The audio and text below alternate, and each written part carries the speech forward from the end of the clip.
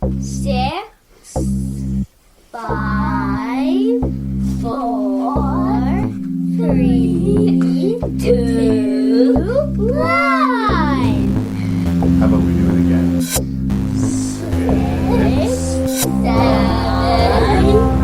4, 3, 2, 1. I think I fought it. Okay, let's try one more I time. definitely Ready? Ranking review. Ranking review. Ranking review. Say 6, 6, 5, 5, 4, 3, 2, 1.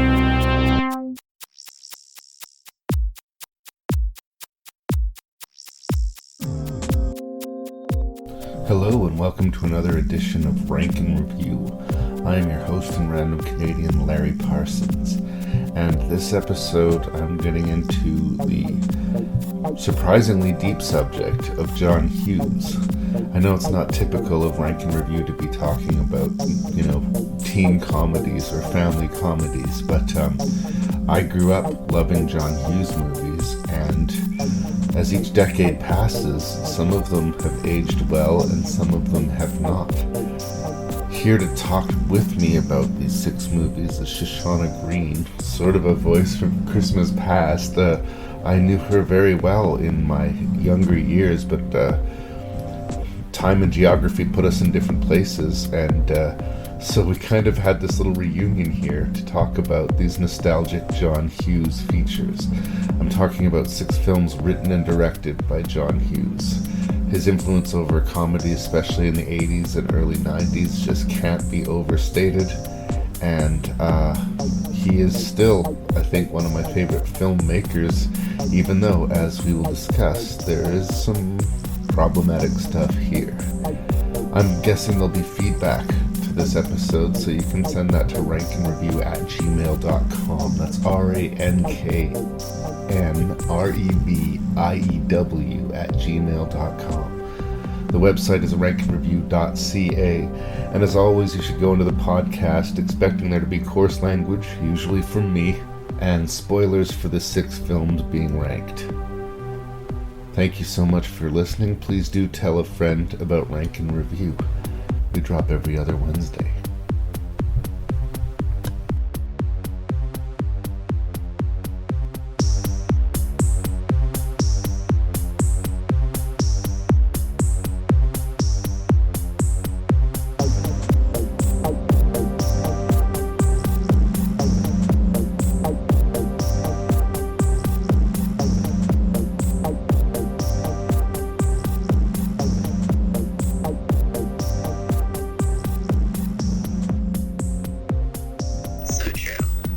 So I'm just pressing record since we started talking about John Hughes anyway.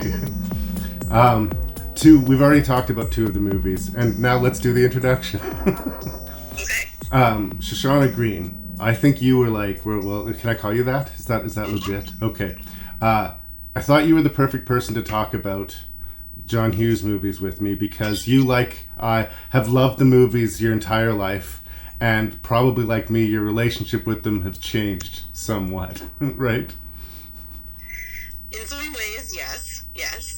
I think I imagined a time where I would be able to share this with my kids and they would appreciate it on the same level that I did.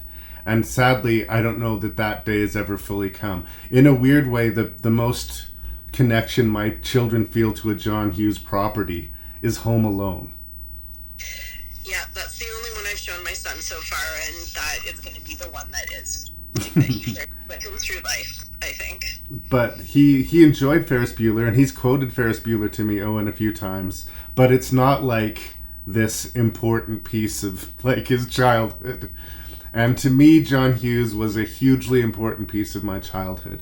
And I think, in contrast with the other teen movies that we were getting in the 80s, that were like a lot more, what is it, the slobs versus snobs kind of stuff, the Animal House, the Revenge of the Nerds, where all the teenagers were played by 20 or 30 somethings, and they just weren't even pretending to be grounded in the real world at all. were kind of different than John Hughes. Now, John Hughes could be absurd and could be weird, but the kids look like kids. Say what you will about 16 Candles, Anthony Michael Hall is a 15-year-old kid in that movie, and we believe it. And Molly Ringwald in that movie is a believable teenage girl in a way that we just didn't get. And yeah, the movies did have weird flights of fantasy and were darker than maybe they should have been, but in a way that was part of the appeal. I think when you're a kid, you want to feel like you're not being talked down to, and you want to have jokes that are kind of naughty and forbidden. And he did used to write for National Lampoon, which, you know, kind of dealt with that edgy line of humor.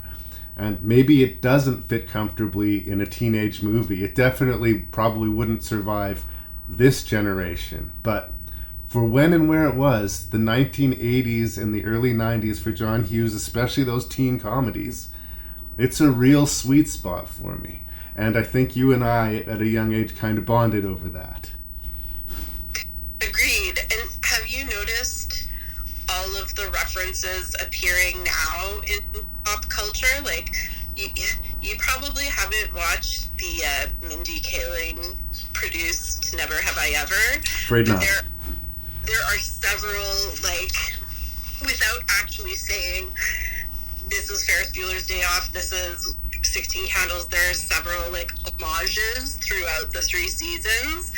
And so, I don't know, I feel like that kind of speaks to some of the universality of of his characters. There are some movies that are just universally, like, they'll always be there. And there are other movies that I think are very of their time, that really define themselves for their time.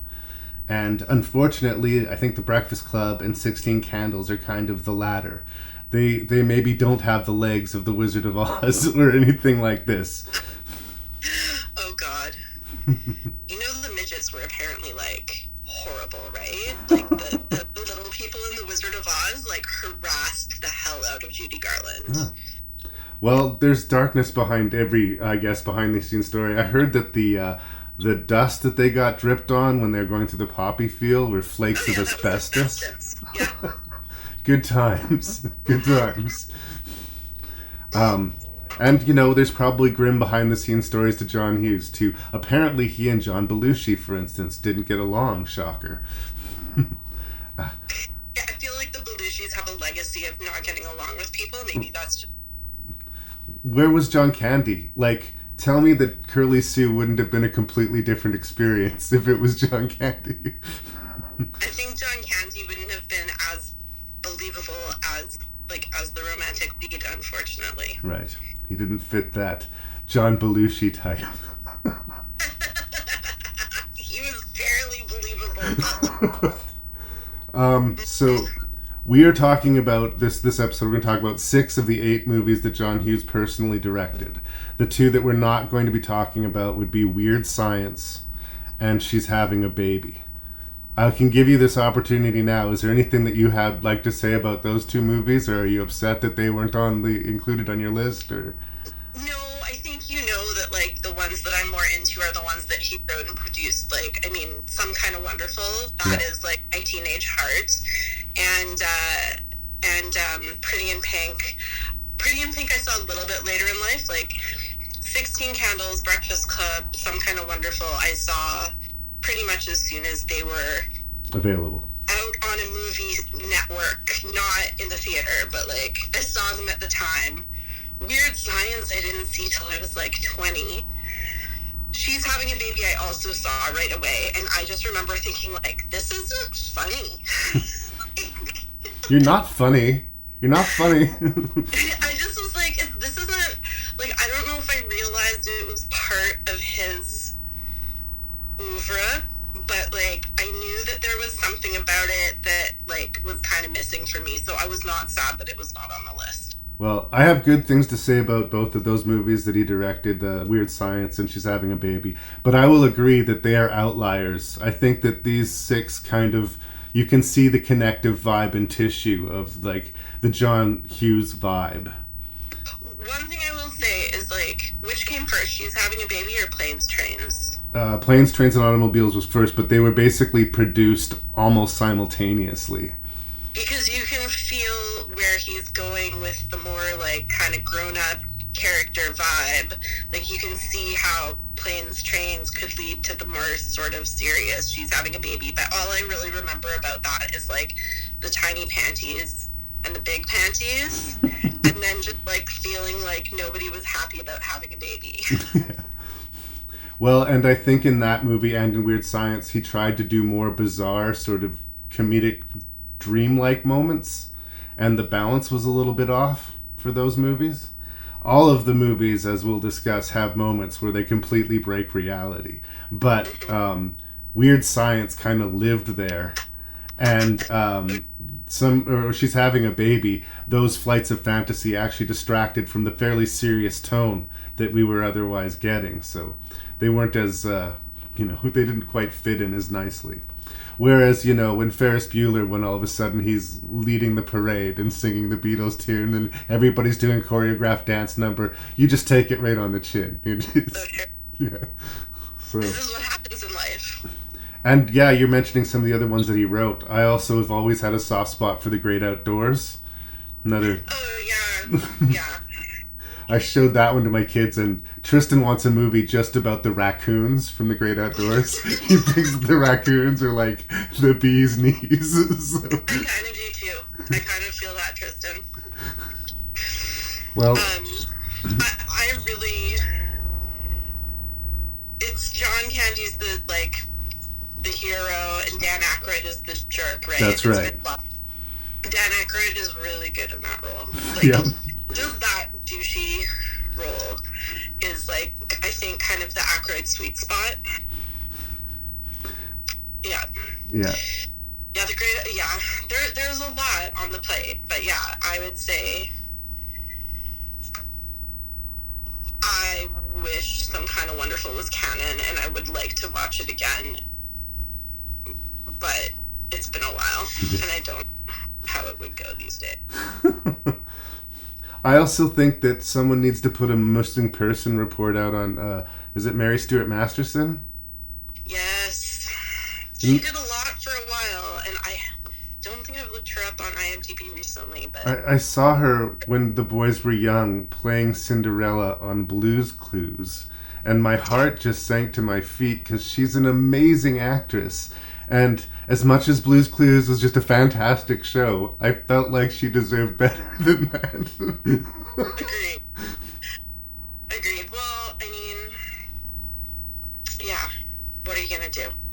And what was the other one? Okay, the dad from Some Kind of Wonderful popped up in... Well, John Ashton, like Eric Stoltz's dad? Yeah. He popped up and I was like, who is that guy? And then I remembered it's the dad from Some Kind of Wonderful. He was either in Curly Sue briefly or in Planes, Trains. Right. I think. Yeah, I know who you're talking about. Okay. Sorry, there's like one magnificent thing in Curly Sue, but we'll get there. Okay. Flag that for later. Yeah. Mainly, I just wanted to thank you for being my John Hughes fan.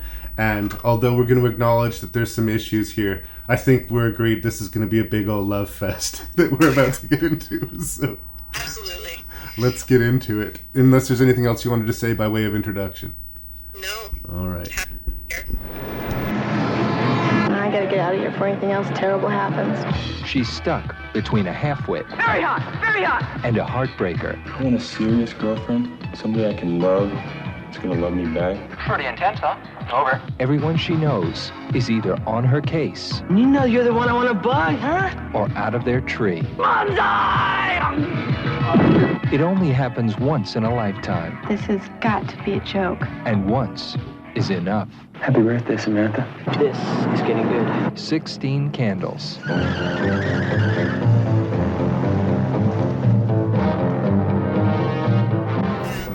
right, 16 Candles. So do you know my 16 Candles story? No, please tell me your 16 Candles story. It's not that exciting. It's just like, it's how I know 16 Candles. So I saw it as a kid, and then in grade 12, I became very good friends with my still good friend, Jessica Van Eyck, and she had a taped copy of 16 Candles from, like, television with like commercials and freeze frames so we don't see boobs. And for 11, she's like just had that in her VCR all the time, and whenever she was home doing stuff, she'd put it on.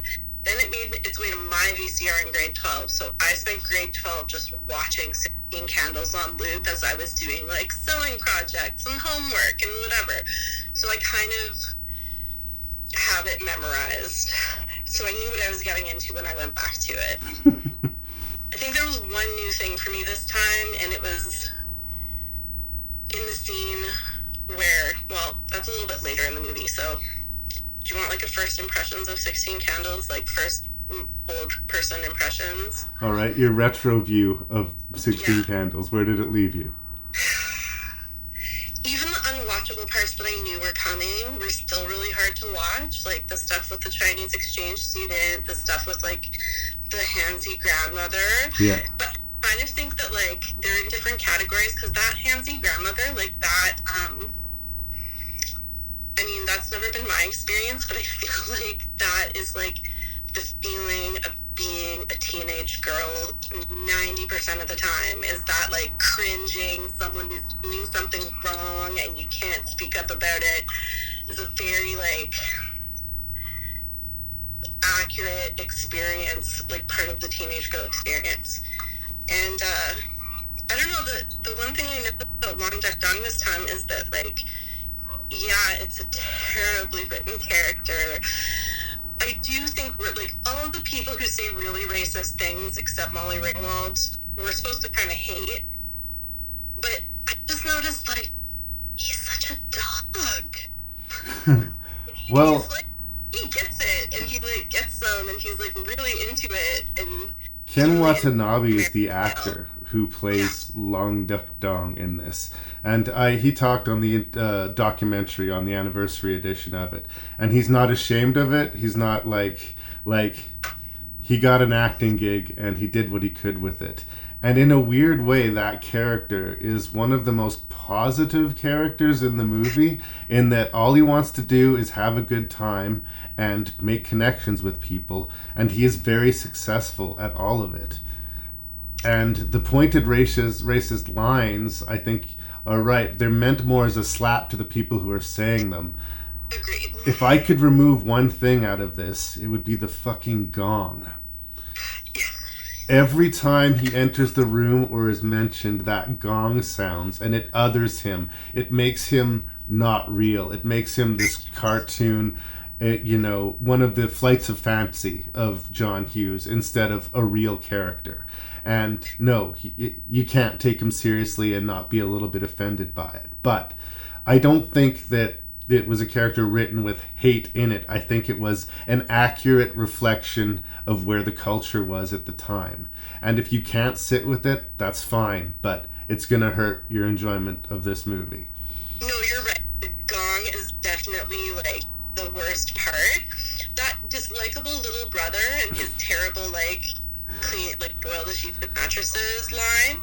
Like, he's just a terrible person, and we need him. We need to have this one-dimensional piece of crap in the family to just kind of pin hatred on. Well, and that's what I connected to watching it as an adult now, is I remembered it as being sort of a more girl-centric John Hughes movie, right? She wants to get this impossible senior boy, and there's no way it's going to happen for her. And then it does. Yay! But when I watch it now, it's much more about her whole family and the bridezilla sister and everything swirling around her and nothing being about her, to the point where they forget her 16th birthday, which is the premise of the movie. Yeah. Molly Ringwald wakes up on her 16th birthday and everyone has forgotten. Her life is in shambles, and she just has to take it on the chin because her sister's about to get married, her entire family's there, and she's not going to cause this new problem, even though she's hurt, justifiably hurt by this wrong that has been done to her. I have grappled with that premise since I was a little kid, because I was always just you would know that you planned your wedding the day after your sister's 16th birthday. You would know. Yeah. But it just kind of makes this family so terrible. And I mean, they do try to redeem it with Paul Dooley as the dad having the heart-to-heart, and that scene is really good. It is the best. As is ending when he like, roots for her, even though getting into a sport dude who looked like 25. Yeah. Away from her sister's wedding, family obligation. You kind of love him, even though like other dads might be sounding alarm bells. Well, he also, like, he was the one who remembers it's her birthday, and he apologizes, and she accepts his apology, and yet he still knows her well enough to know that's not the end of it. There's still something else that's bothering his daughter, and he still sits it out with her until he can at least try to answer that. To accommodate all the other failures that he's done today, he's not going to fail her again at night, and that is, a warm scene, and the movie did need that at that point. Absolutely, and he also seems to like recognize the shortcomings of all the other kids in the family. Like maybe not quite the mom, but he has his comments about the bride's sister and about Mike the brother. And then there's the other girl who I don't even know if we know her name, Sarah. Is it Sarah? She might be more forgotten than even Molly Ringwald. Her little sister gets no attention at all. Yeah, but yeah, I mean, I'm pretty sure I get a tear in my eye during that scene. It's like a classic father-daughter rom-com. Yeah. I think it would be wrong to not bring up Anthony Michael Hall. So this is where this is where I feel like he is kind of universal, and the scene in the shop is my favorite scene of the movie. Where he tips over the shelf and and then he comes in and she says it's her birthday, everyone's forgotten, and he starts singing the Beatles song, which I still play for my friend on her birthday here. That would be just. And but like the scene where he explains how he's the king of the idiots, and she's like, well, that's still kind of cool. You're the king of something. Yeah, and I feel that rule probably still exists. I know it definitely existed when we were in high school.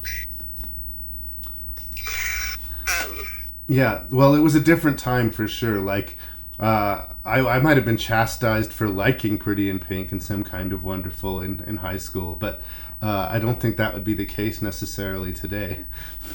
It would just probably say something about your parents. Yeah.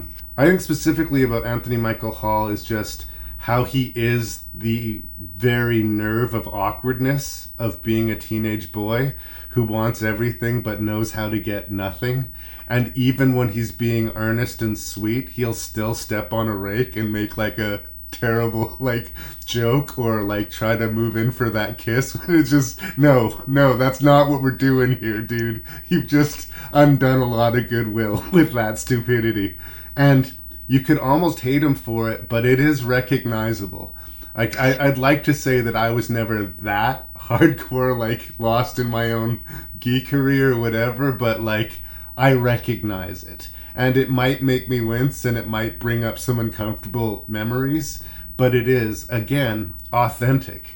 He's 15 years old when he's playing this part, and you know what? He is really, really good in the movie. He's fantastic. Yeah. I have to say, like, as much as I hate the gong for Long Duck Dong, Yes. I love the, is it, what's his theme music? Is it Peter Gunn, John Gunn? The dun dun dun dun dun dun dun, that music. Yeah. It's like cop music or something, yeah. Yeah.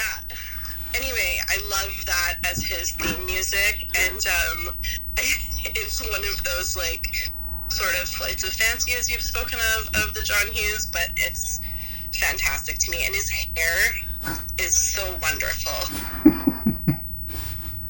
A little bit reminiscent of Patrick Dempsey's hair in Can't Buy Me Love. Just like this straight up nerd, just, it's up. It's up, and it's going to do what it wants to do. Nothing will tame it. Well, we can't be completely kind to this, though, because our romantic lead gives him the opportunity to, quote, take his girl home at the end of the night, and she is too drunk to stand, and how that all plays out is really not cool.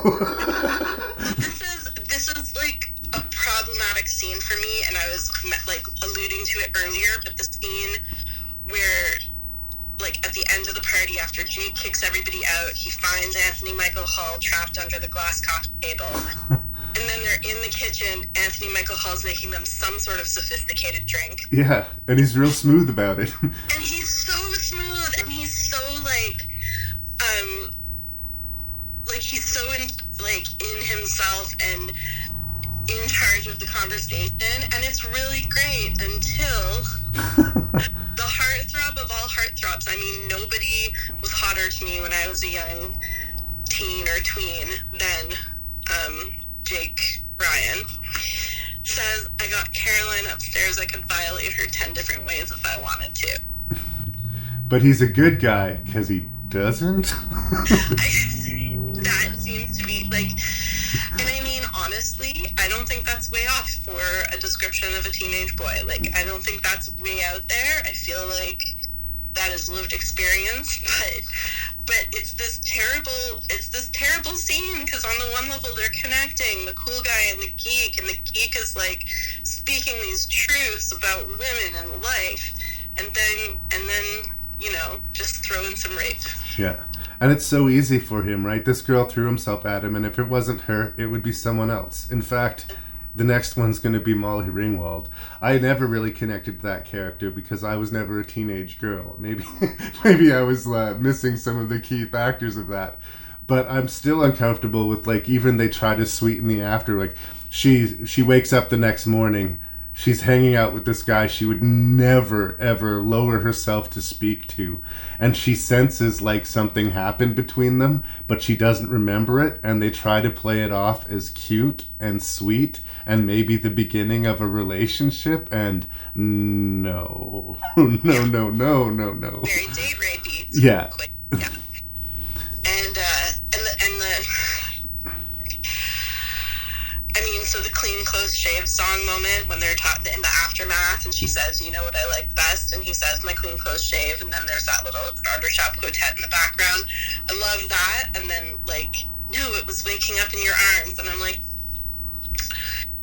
what has happened to this girl in her lifetime that she's happy to have woken up in a strange place with a strange dude? I'm a woman now. So it's just like, but she's so accepting of the situation, and it just makes me sad for her. And makes me sad for girls, because again, I think this was like pretty accurate of the time. I think it was accurate 10 years later when we were in high school, and I hope it's not accurate anymore, but... Well, and I think that that's something that people who like to beat up on John Hughes will refuse to recognize. High school is ugly. Super ugly. Pubescent boys do not have the purest of intentions all of the time. Neither do pubescent girls, for the record.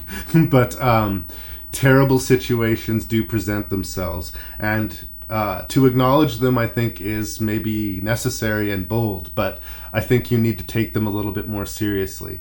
And I think, to give him the benefit of the doubt, I go back to his experience with National Lampoon and that, like, let's ride the edge of what we can get away with humor, being where he kind of cut his teeth.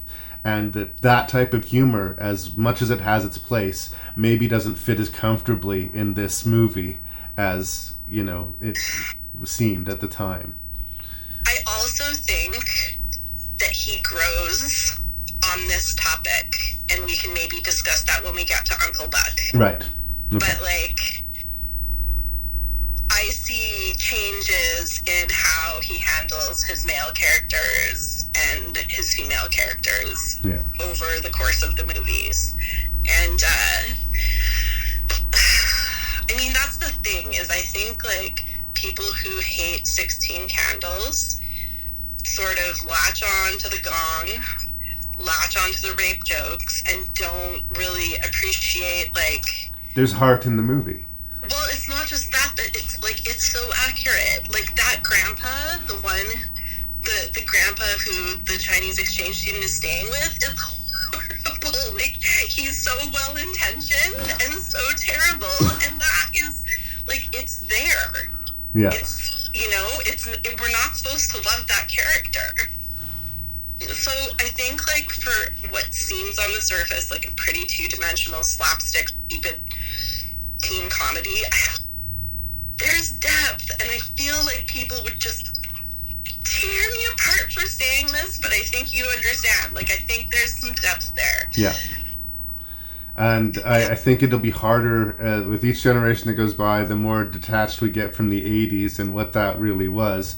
I think the harder a pill it will be for people to swallow. And, you know, we're losing some good with that, I think. Like, and you also take into consideration this was his first directorial film. Like, he'd sold some screenplays before this, Mr. Mom being the big high-profile one.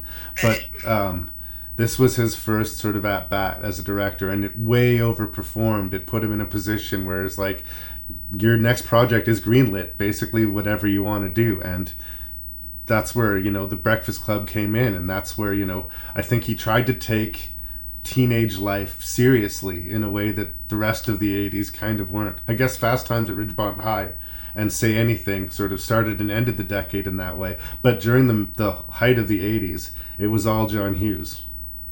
Yeah. And I mean, Fast Times has a lot of parallels. It's just less slapsticky, I think. No, it's knowingly devastating at times. So yeah, exactly. But the realism of, like, what sexual relations are like in high school is all there. Yeah. And it's kind of scary. But I don't want to leave 16 Candles before we talk about, like, the most glorious side character ever written, Bryce. In that movie. And Joan Cusack, like, their little bits of time are so marvelous, and they're, like, I'm sad that they don't get to interact because I love them together. But, like, yeah, I love the Cusacks in that movie. I'm so happy they're there. And this is sort of our first glimpse at them. Like they're background characters, but they're occupying their own separate little worlds. But, like, I don't know, your eye's drawn to them. I always think of Joan Cusack trying to drink from the water fountain. Just the tragedy of the whole situation, and her commitment to the performance. And you know, I love both of them. And for a while, it was like, oh, that's the girl from 16 Candles. Until, no, that's Joan Cusack, that's John Cusack, and they are awesome. And so good on John Hughes for noticing. Yeah, exactly. And funny that, like, honestly, like, John Cusack and Michael Shefflin do not have that different of looks. Like, they could play brothers, they could be interchangeable, but that John Cusack is the nerd and like an underling nerd. I kind of like, because, you know, am I wrong saying that we were sort of in the nerdier area of our high school? And some of us were really hot. I think it's accurate that sometimes, like, people get branded nerds, and then they, like, grow up into John Cusack. Lloyd Dobblers, as it were. But that is a tale for another day. Are we good for 16 Candles? I think we're good, yeah. It is now 7:06. You have exactly 8 hours and 54 minutes to ponder the error of your ways. Any questions? Yeah. Does Barry Manilow know that you raid his wardrobe? A brain, a beauty, a jock, a rebel, and a recluse. Can't believe this is really happening to me. Before this day is over, they'll break the rules. Chicks cannot hold their smoke. That's what it is. Bare their souls. I'm a nymphomaniac. Are your parents aware of this? Take some chances. Being bad feels pretty good, huh? And touch each other in a way they never dreamed possible. Why'd you do that? Because I knew you wouldn't. The Breakfast Club. They only met once. I don't want to be alone anymore. You don't have to be. But it changed their lives forever. I mean, I consider you guys my friend. We're going to talk about this little motion picture called The Breakfast Club, written and directed by this individual named John Hughes. Sounds good. I know that you have strong feelings about this movie. I've seen it a million times. You've seen it a million times. And it's one of those movies that I don't even know that I need to really necessarily go over the premise, right? A bunch of high school types are sent to detention on a Saturday where they are lorded over by their evil principal. And they get to know each other. And they are assigned an essay to write just exactly who they think they are. The types that we get are sort of the high school princess, which is, of course, Molly Ringwald. The high school bad boy, which is Judd Nelson. The brain or the nerd, which is Anthony Michael Hall. And then we have the sort of weirdo outcast, Ali Sheedy. And then we have the sport, Emilio Estevez. By rules of 80s high school, they must have nothing to do with each other. But by the rules of the Breakfast Club movie, they must bond by the end of the day. But even so, the movie doesn't make any false promises necessarily about them being friends for life. It was just a way for them to see each other. It was one of the biggest teenage movies of the 80s. But does it still have weight and relevance in 2022? That is what I'm asking my dear friend Shoshana Green. Wow, that's a big question to pose to me. I guess I'm really, like, for me, I'm really hung up on how old I am and how this movie still has so much relevance to me at the age of 40, whatever. But, yeah, like, I would say it's hard to say. I pick up on a lot more that I don't think my kid would be appreciative of when I watch these movies now. So I'm going to say yes and no, relevant, and also a little bit too dated in some ways, as much as that hurts me to say. There are certain things. I listened to a different podcast out of Chicago called Film Spotting, and they had, well, at the time it was Ellen Page on their show, and she was talking about this movie and how she was really built up to her and she was not a fan. And it kind of rubbed me the wrong way because I love The Breakfast Club and I still love The Breakfast Club, but I immediately got defensive about it. She's like, yeah, why did Ali Sheedy have to get pretty so that she could be with Emilio Estevez? And I got mad, but then at the same time, yeah, she does have a point. That I'm not sure that that's what the movie was about, or that you know, that the message of that particular corner of the movie is relevant. And of course, there's a scene where I don't know how I've looked past it for so long, but like Molly Ringwald is sexually assaulted. Yes, like she is. Judd Nelson sticks his face in between her legs without her permission, and it's hilarious. I am so conflicted about that scene.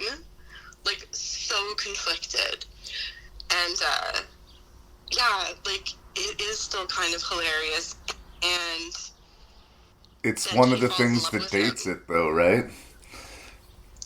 It is. Well, the other thing is, as with so much from that era and even more recently, there's just a thread of homophobia throughout everything. Yeah, the word fag was really thrown around a lot in the 80s. It was... I remember growing up as a child not even understanding that the word fag meant homosexual. I knew it was a term of derision. It was like...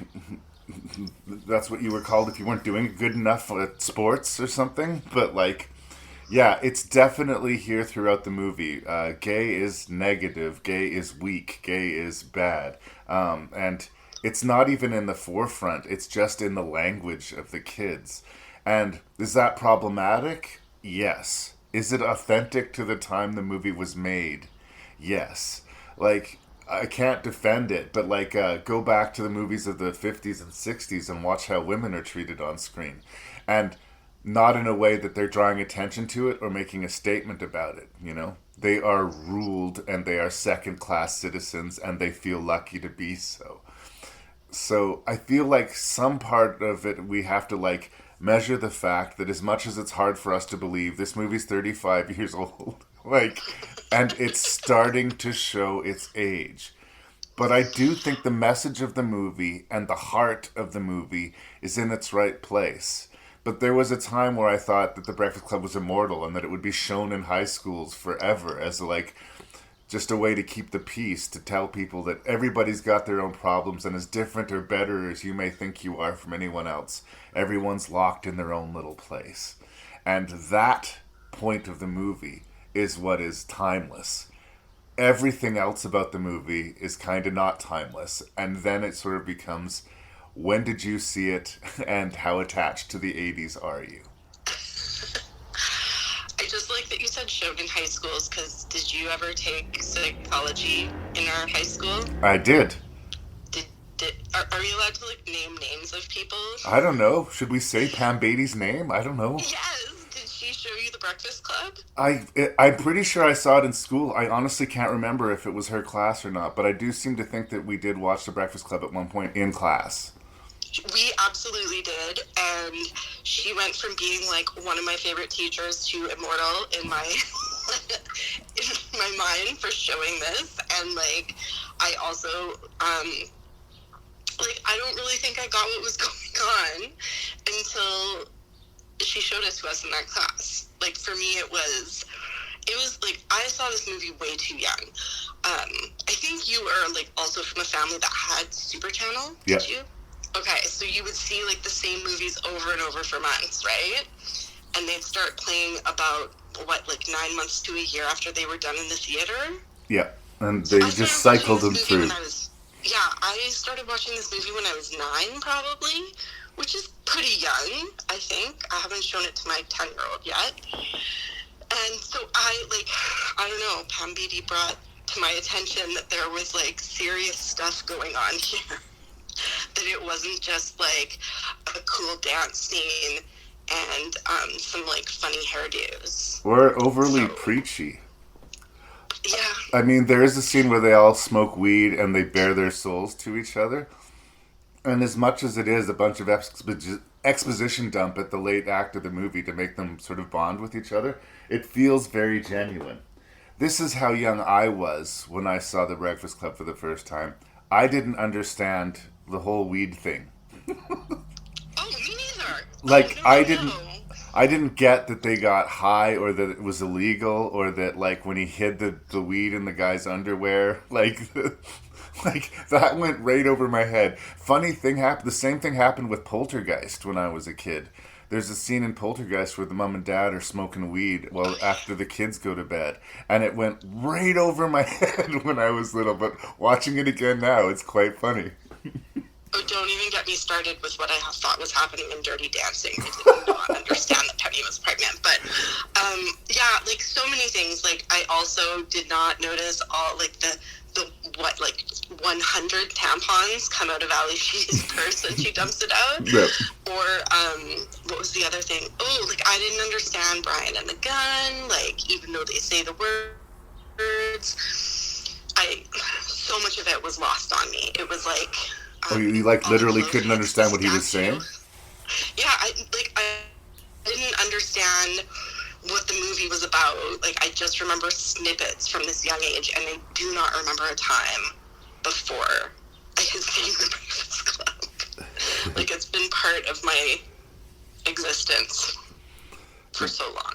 I like that the movie is honest about the kids. I mean, yeah, there's a couple of hookups, but because they were teenagers and they were together for 8 hours, of course there was going to be some hookups. But, like, I don't feel like they've bonded forever or that their dynamics have changed a lot. Judd Nelson's still a bully. Molly Ringwald's still a princess. They still kind of bully Brian into writing the essay. Like... He's the only one who actually does the assigned task, but he kills it. He does. But, like, again, when I'm a kid watching the movie, it's kind of a comedy, and it's directed at people, at that time, a little bit older than my age category, but, like, I wanted to be of that world. I wanted to be in The Breakfast Club when I saw it. And I think for a John Hughes movie... it's a little bit less wacky. All of his movies have moments where reality is broken. Even in this one, there's a scene where Emilio Estevez screams so loud that he shatters a glass door. I wrote a note about that. Yeah. And in Ferris Bueller, the whole parade sequence, like we've entered a whole different like kind of movie all of a sudden. But I think in a weird way, The Breakfast Club is the most contained and real world of his movies, whereas Weird Science was the most out there, like living in the imaginary world. This was kind of his most grounded comedy that he made, and I think that's part of its strength. The tricky thing is where you go about ranking The Breakfast Club, because we're going to be talking about a bunch of movies that I love, and how do I stack them on top of each other when they're as different as this? I don't know. That's a good question, but I just want to go back for a second. I know, okay, again, we're not there yet, but there's some like really real scenes in Uncle Buck. And for sure. Because I have watched it within the last 10 years, I haven't rewatched it, but like I would say, like, for all its wackiness, it has some grotty tops. Yeah, no, for sure, and we'll talk about that one too. But like, I think like for front to back on balance, for me, this is the most quote unquote dramatic. Is that unfair? No, not at all. And I like back to your question at the beginning of does it still have relevance? Like I kind of think one of the things that makes it like universally relevant is the Bowie quote at the opening. Like, he was making it relevant before, and I don't think it ever stops being relevant. Like, and Bowie knew what he was talking about. The movie may age. John Hughes. The music in the movie is still amazing. Oh, so good. So good. I still have the soundtracks for Pretty in Pink and The Breakfast Club, and they're like on the computer. They're not just like relics that I have on the shelf. I will listen to that shit from time to time, and it will put a smile on my face. Oh yeah, for sure. They're both wonderful. I have this note, and now like I don't know if you're like this. You write things down, and then you're like, "What did I write?" What did that mean? About the shattering glass, I wrote, "Is this the Hughesiest of the Hughes?" Like, that wackiness, just the, like, that moment of completely stepping out of reality. I think you're right. Like, that is such a trademark of his. Yeah, he will break reality if he thinks he'll get a laugh. Like, he doesn't seem to mind. As long as the audience is willing to go with him and he can bring us back, he will completely break the rules. And that is unique. That is a unique thing. Like, a lot of the times with humor, if you're in the world of Airplane or Better Off Dead, like, every part of the world is insane, you know? In John Hughes' world, there's just little corners of the world that are insane. Well, and, like, I kind of see this, I mean, I don't think I'm alone here. Like, it's Bender's movie, right? Yeah. Like, I kind of feel like it's Bender's movie. And there's the sexual assault scene.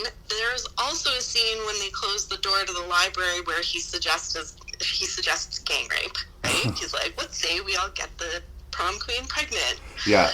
I didn't think that was serious, but he seriously stuffed his face in between her legs. Yeah. Well, I didn't think it was serious either, but it's a throwaway line that, like, listening to it now, I hear it differently from when I listened to it then. And we live in a different world than then, like, you know. It's interesting that we're not asked to judge that character at all. Like, the fact that he's an asshole, the fact that he's a bully, I guess because his dad beats him up, that makes everything he does okay. Oh, and he's attractive. If he was not attractive, he would not get away with any of this behavior. He's also about, like, 31 when yeah, well, that's the 80s. I know, but he's so old. But yeah, he's so attractive, and that's why he gets away with the assault. Yeah. But like, what I like is how he goes from being like this kind of jackass, like he gets his big moment with the cigar burn on the arm, but then when they start talking about clubs in the heart-to-heart scene, and he's talking about how like how the academic clubs are still clubs, demented and sad but social, right? And he's suddenly like, he's on this other level, and he's like this voice of reason, and he sees what nobody else sees, which is like the bigger picture, how everybody has their like social circles and the things that matter to them, and it's just that's why I think he's like, that's where he's kind of timeless. He's sort of like, if the movie was going to have a narrator, it would be Bender. Right. Well, I like that it's not simple with him, and like a lot of the things that aren't simple. It's interesting how the movie goes out of its way to vilify the principal, who, you know, has grown to really resent and on some level hate these kids, and think, just sort of like you and I were talking about before we recorded, how, you know, everything's changed so rapidly and he doesn't understand this new young age. And at the same time, the sort of quiet, positive adult role model is the custodian. Yeah. Yeah. It's like be nice and don't set high goals is more valued in Hughes' world than, you know, become lord of your old school, but become a tyrant, become this terrible bully, right? Yeah. And I love Carl's little dress down of the principal on why he became a teacher and getting time off and all that. And like later in the library, he points out that the clock's fast, and Bender like gets this smile on his face, like Carl's on our side. Carl's got it figured out. Fun bit of trivia for you. You know who was originally going to play the custodian? No. Canadian Rick Moranis. Yeah, he was cast, but I guess he decided he wanted to do it with this weird accent, and it wasn't jibing with John Hughes. He just decided it wasn't working, so they ended up going different ways on it. Oh my god, but so much about that is amazing. It could have been a very different movie there, hey? Yeah. Yeah, so he went back to like his big guy, right? Like the guy who plays Carl. Yeah, well, and that actor, I can't remember his name right now. He shows up in a lot of John Hughes movies. Yeah. Yeah, he seems to be loyal, especially to his sort of B and C level cast members. You'll see a lot of the same faces in one scene roles in John Hughes movies. So him and like the maitre d' at Shaky. Yep. Yeah. So I guess what I'm saying is that overall, I think that The Breakfast Club is still, to my mind, immortal. But I am coming to understand with time and age that it's not going to be that for everyone the way I once thought it did. You know, it would be. If you love the 80s and if you love John Hughes, I don't have to talk you into The Breakfast Club. But if it missed you by more than 10 or 15 years, it might just not be for you. And it breaks my heart to say that, but I don't know. I guess that's just the curse of time. I think you really like hit the nail on the head there, because sorry for the cliche, I hate it, but that is like exactly how I feel. Like, I want this to be the greatest movie ever made. And at a time it was. It kind of is. Yeah. And I think of it daily, all the time, and it's not going to be that for my kid. I once had a mixtape, a cassette mixtape that had quotes from The Breakfast Club interspersed amongst the tracks. That's how stupid for the movie I was. I love it. Is there anything else you want to say about Breakfast Club, or do you think we covered it? Just that, like, when I was watching it, I was like, you're right, Ali Sheedy. When you get old, your heart does die. And honestly, like, in my mind, I fell probably somewhere between Ali Sheedy and Brian as far as, like, where I would be in the group. In my heart, I want to be more in the Ali Sheedy corner, but in reality, I was probably much more the nerd. But I do like that no matter where you fit in that spectrum, I bet you can find a couple characters to relate to here. And a lot of things have aged about the movie. I don't think that will. It's getting pretty tough coming up with new illnesses. It's a little childish, but then so is high school. Annie, you're not going to school like this. Call if you need us. They bought it. How could I possibly be expected to handle school on a day like this? Bueller. Cameron, babe, get dressed and come on over. Bueller. He has been absent 9 times. Bueller. My father spent 3 years restoring this car. I guess that's my dad. What are we gonna do? What aren't we going to do? Why should he get to ditch? Something's going on.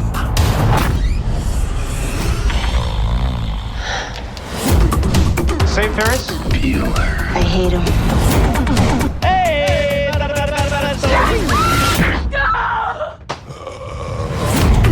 Life moves pretty fast. You're crazy! If you don't stop and look around once in a while, you could miss it. He's very popular, Ed. They think he's a righteous dude. Ferris Bueller's Day Off, an immortal movie of my childhood.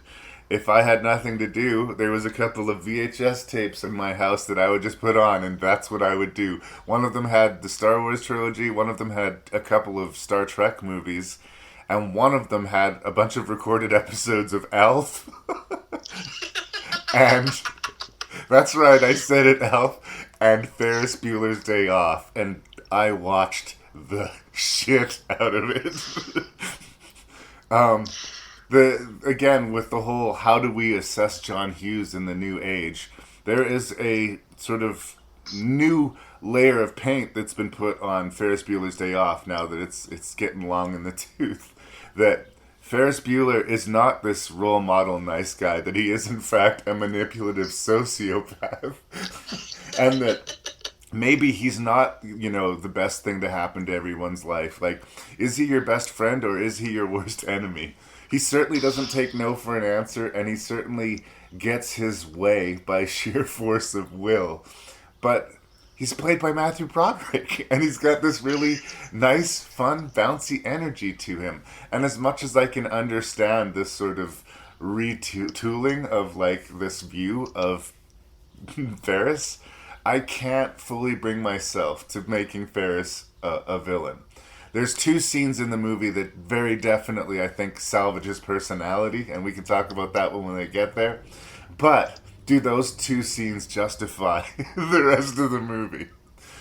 But, it fires on all cylinders. It has a one-scene role from Charlie Sheen that kicks ass. And we weren't going to see that again until Being John Malkovich. We had Jennifer Grey. Is this before or after Dirty Dancing? I'm not sure of the timeline. Right before. Right before. It's 86, I think. Dirty Dancing's 88. I think the movie is just loaded with names that are about to explode in popularity but hadn't yet. I think he was pretty prescient with some of that casting. Ferris decides he doesn't want to go to school, so he puts an elaborate hoax over his parents, which we as the audience see through and are laughing at, but which his parents completely commit to 1000%, which starts the movie off on such a nice, hilarious way. Ferris is being a little shit, but we're absolutely on side with him, and we're sort of enjoying him getting away with it.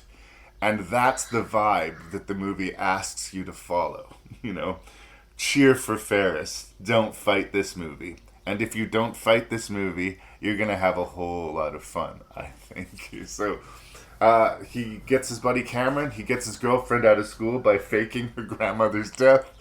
And they hit Chicago, this is another thing that makes this as John Hughes as anything. And they do everything that you could ever possibly do in Chicago in 4 hours. So, again, it's ridiculous, but it's funny. It's got heart, but I don't think it's anywhere near as deep as, say, The Breakfast Club, or at times some of the other movies tend to be.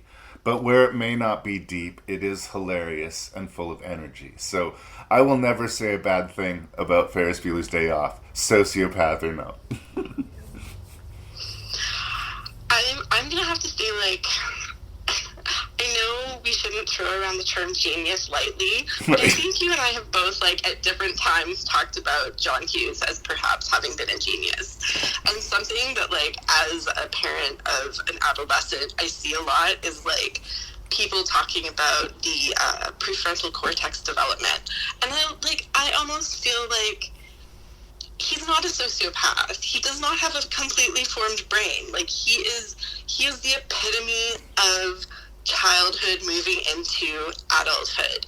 I don't think he's doing anything wrong. Honestly, I know that sounds awful, but, like, he's manipulating a system. He's incredibly smart, and he's doing what he wants, which is what kids want to do. So I argue against the sociopath idea. I feel like John Hughes, if he knew one thing really well, it was the teenage psyche. And I don't think that he's committing crimes, you know? I mean, did they commit crimes? I don't remember any crimes being committed. He's pathologically kind of selfish at times, and manipulate the system, play the inept principal, and make him look a buffoon all you want. The manipulation of your friend and your girlfriend, the way he is completely committed to Sloane and yet will hit on any attractive woman that he sees, is kind of an interesting dichotomy. But I think he does care for both of them. He might be fickle and he might run on an engine of moment to moment, but his love for Sloane and for Cameron is real. And that's why we can like him and not think he's like a sociopath. For me, a sociopath, like, either on some hand is emotionally dead or doesn't have any like genuine emotions and doesn't feel like other people are affected. When Ferris Bueller offers to take the hit for the destruction of the automobile at the end of Cameron, that would have undone his entire existence as Ferris Bueller. Yeah. But he was willing to take that on the chin for his friend. He didn't end up having to, but he made the offer, and I believed it when he said it. So, agreed. I just like to think he's running a little high on id. I don't see the divorce from emotion. I feel like he feels emotions very deeply, but I also feel that he's he is committed to her. And you probably know this because you know much more movie things than I do, but like, John Hughes married his Sloane. Oh, really? Yeah, his wife was captain of the cheerleader. They were high school sweethearts, and they got married and stayed together. There you go. And I, like, after reading that, I'm like, ooh, he really did believe in, like, young love, I think. Like, how could you not? Well, that actually does make the piece fall into place. Like, the last scene with Sloane, as Ferris is running away, she says, "I'm going to marry him." And that's always read as kind of sweetly naive to me. Like, this first love of my life will be the greatest and only love of my life. But if that's the true story from John Hughes, then I shall adjust that response. That's how I feel, and then I choose to see him going back to talk to the girls in bikinis as he's, like, madly dashing to get home. Yes. I choose to see that as networking. Time was of the essence, though. But that's what made it funny. And I think that just might have been a case of him going for the laugh over, you know, how much sense it made, right? Yeah, for sure. And same with the screen where he has, like, as he's talking to, I think it's to Mr. Rooney or to Cameron on the phone at the beginning, he's, like, drawing a very pixelated naked girl on his computer. And I felt like that was pretty out of character for him too, but maybe that's just rounding him out. He is just a boy. He's a teenage boy, and he has a shitty 80s computer, and somebody thought that that's what a teenage boy would do with a shitty 80s computer. So, this definitely has the problem you were talking about earlier of high school students who are clearly not high school students. Yes, absolutely. I have two pressing questions that have driven me crazy about this movie for my entire life. Okay, please. Since I first saw it. Okay, so question one. Is Jeannie the younger sister? Because he's supposed to be graduating, but how did she get a car before him? It makes no sense. Twins. Pardon? They're twins. Are you serious? Problem solved.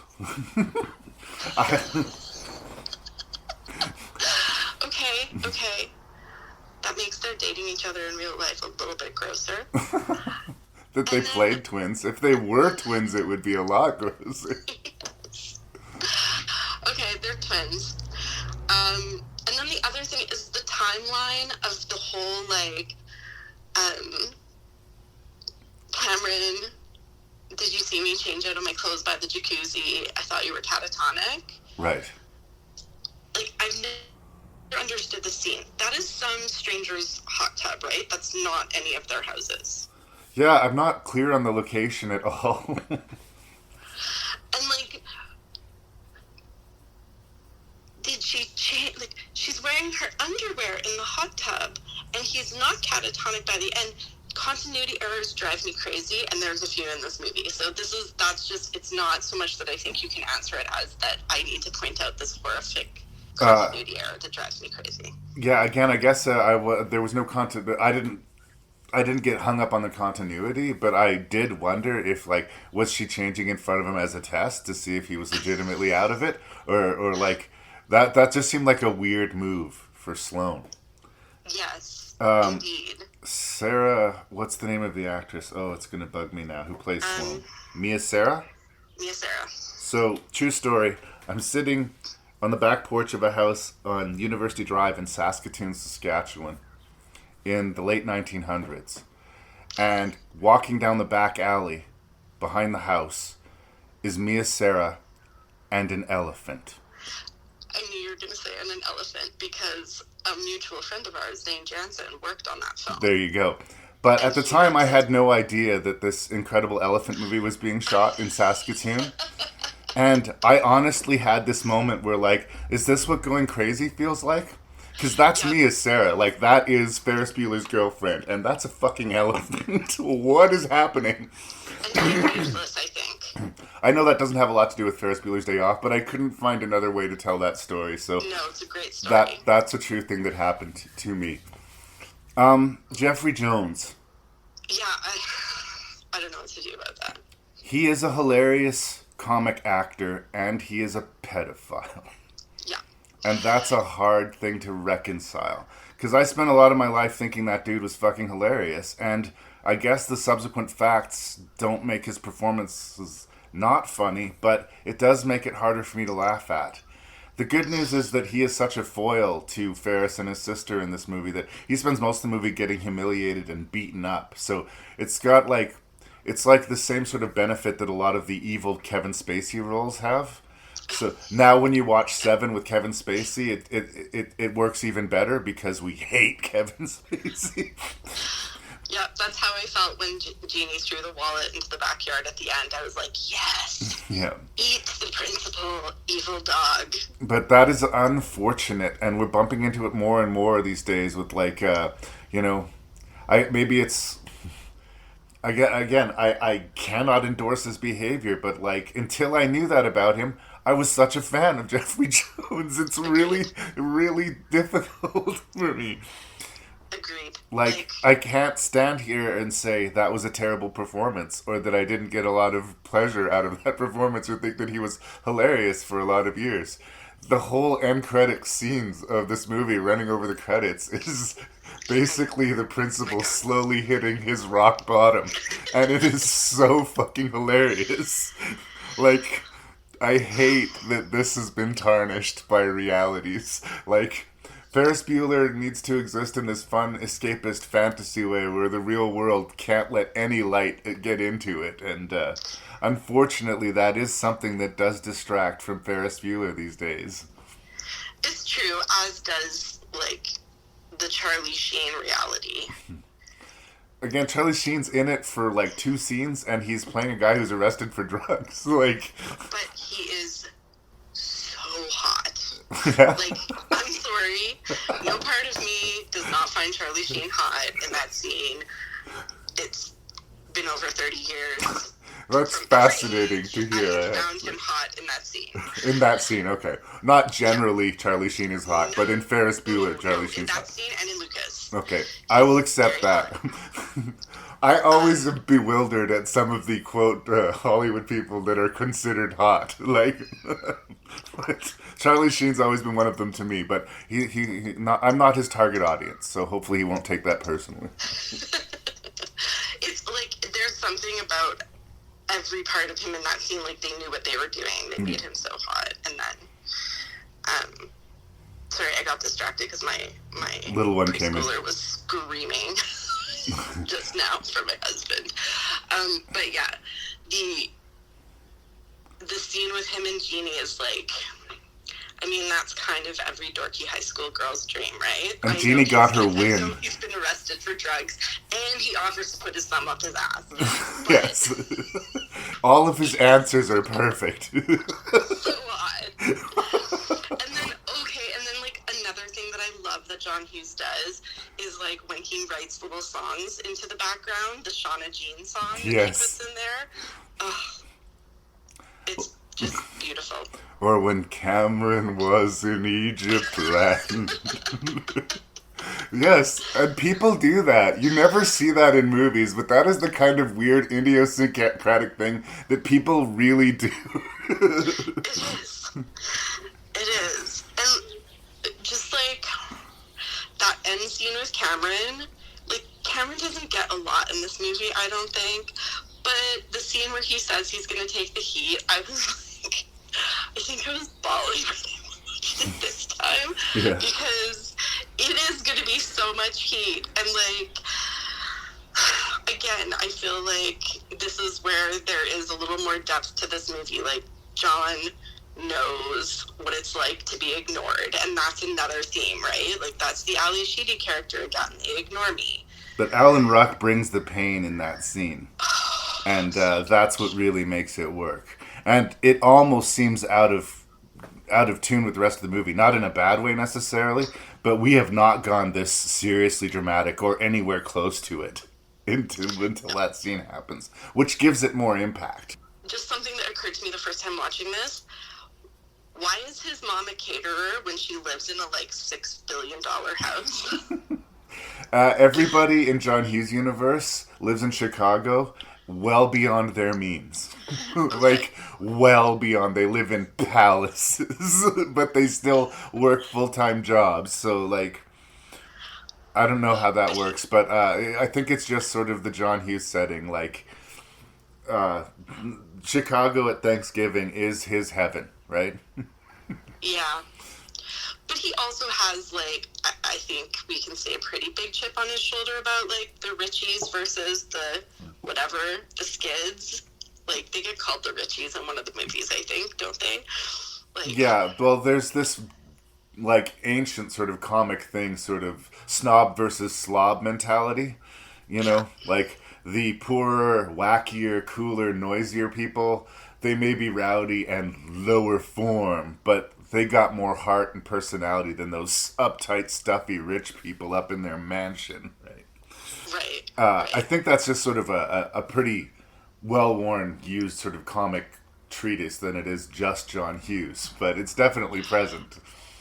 Well, there's the comic thing, but in some of the movies that we won't be visiting, like Pretty in Pink, there is, like, a real issue with financial disparity, and same with Some Kind of Wonderful, right? Well, Some Kind of Wonderful is just Pretty in Pink with a better ending. Let's be real. And a way better leading man. Like, I can't even... I don't understand the attraction with Charlie Sheen, but I absolutely understand the attraction to Eric Stoltz. He just needs to be held. That's what he needs. I know, it's so much more than just his, like, beautiful face. Everything about him and that character. But we digress. We do digress. But I do think that, like, I was almost watching this and I'm like, is Cameron, like, the super rich? And then, like, Ferris's parents are kind of the, like, the working class who only have, like, a $500,000 home or whatever it would be in those days. And, like, they don't have a Ferrari. They have, like, beaters. Yeah. And a station wagon. So, I don't know. I see the class thing as appearing in all of his films, and I don't think it's all for comedy. I I think it's like something that was close to his heart, but I have never read anything to confirm that. At the risk of sounding unkind too, I think that a lot of people sort of imagine their experience being not that different from everyone else's.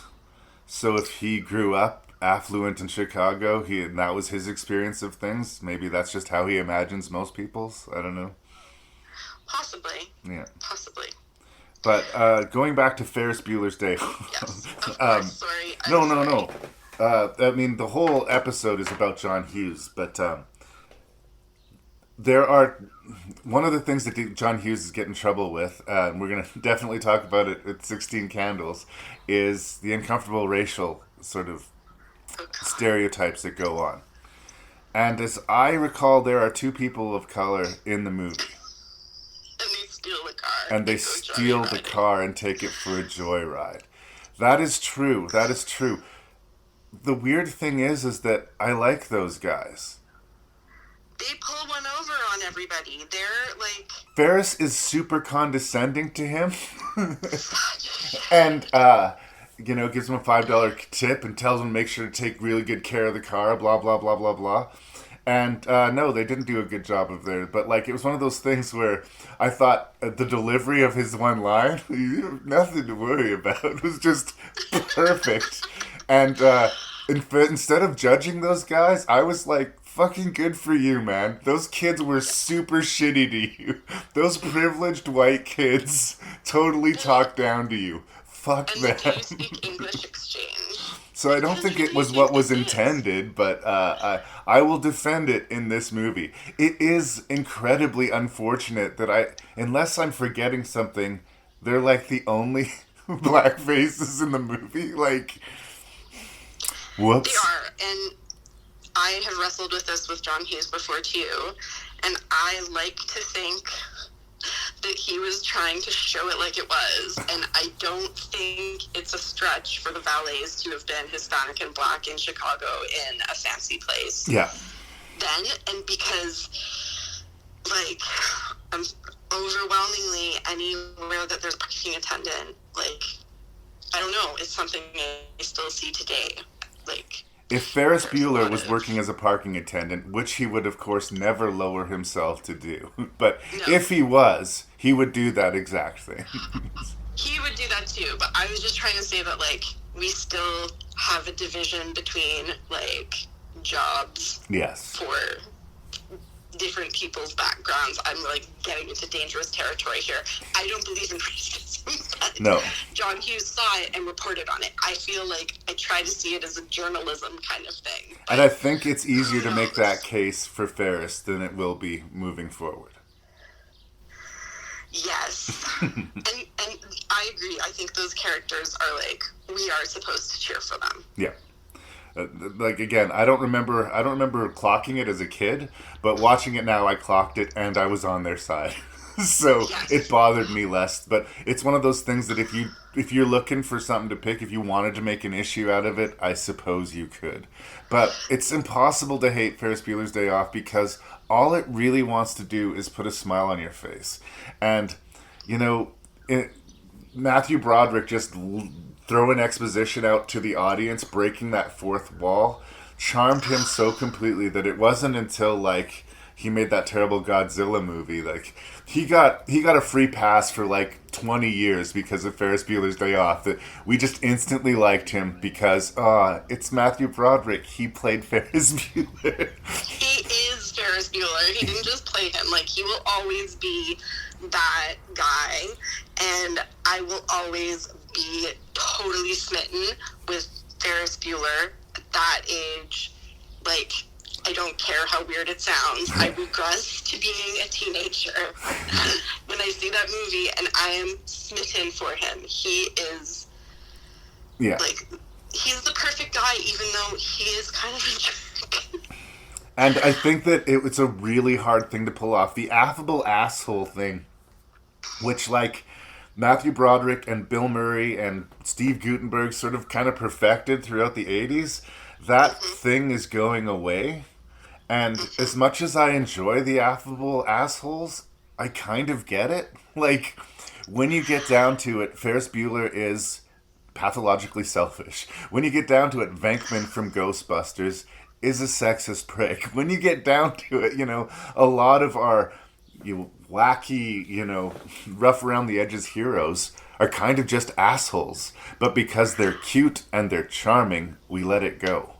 And I think Jason Bateman has been trading on that character for decades. That's right. Getting into the later seasons of please help me. Arrested Development? Yes. You kind of realize he's still a Bluth. He's very selfish. And he's cute. And no spoilers. I haven't seen the last couple seasons of Ozark. I still plan to. But, he's no saint. Yeah. But you still love him because he's cute. It may be vanishing, but I feel like he's trying to keep that.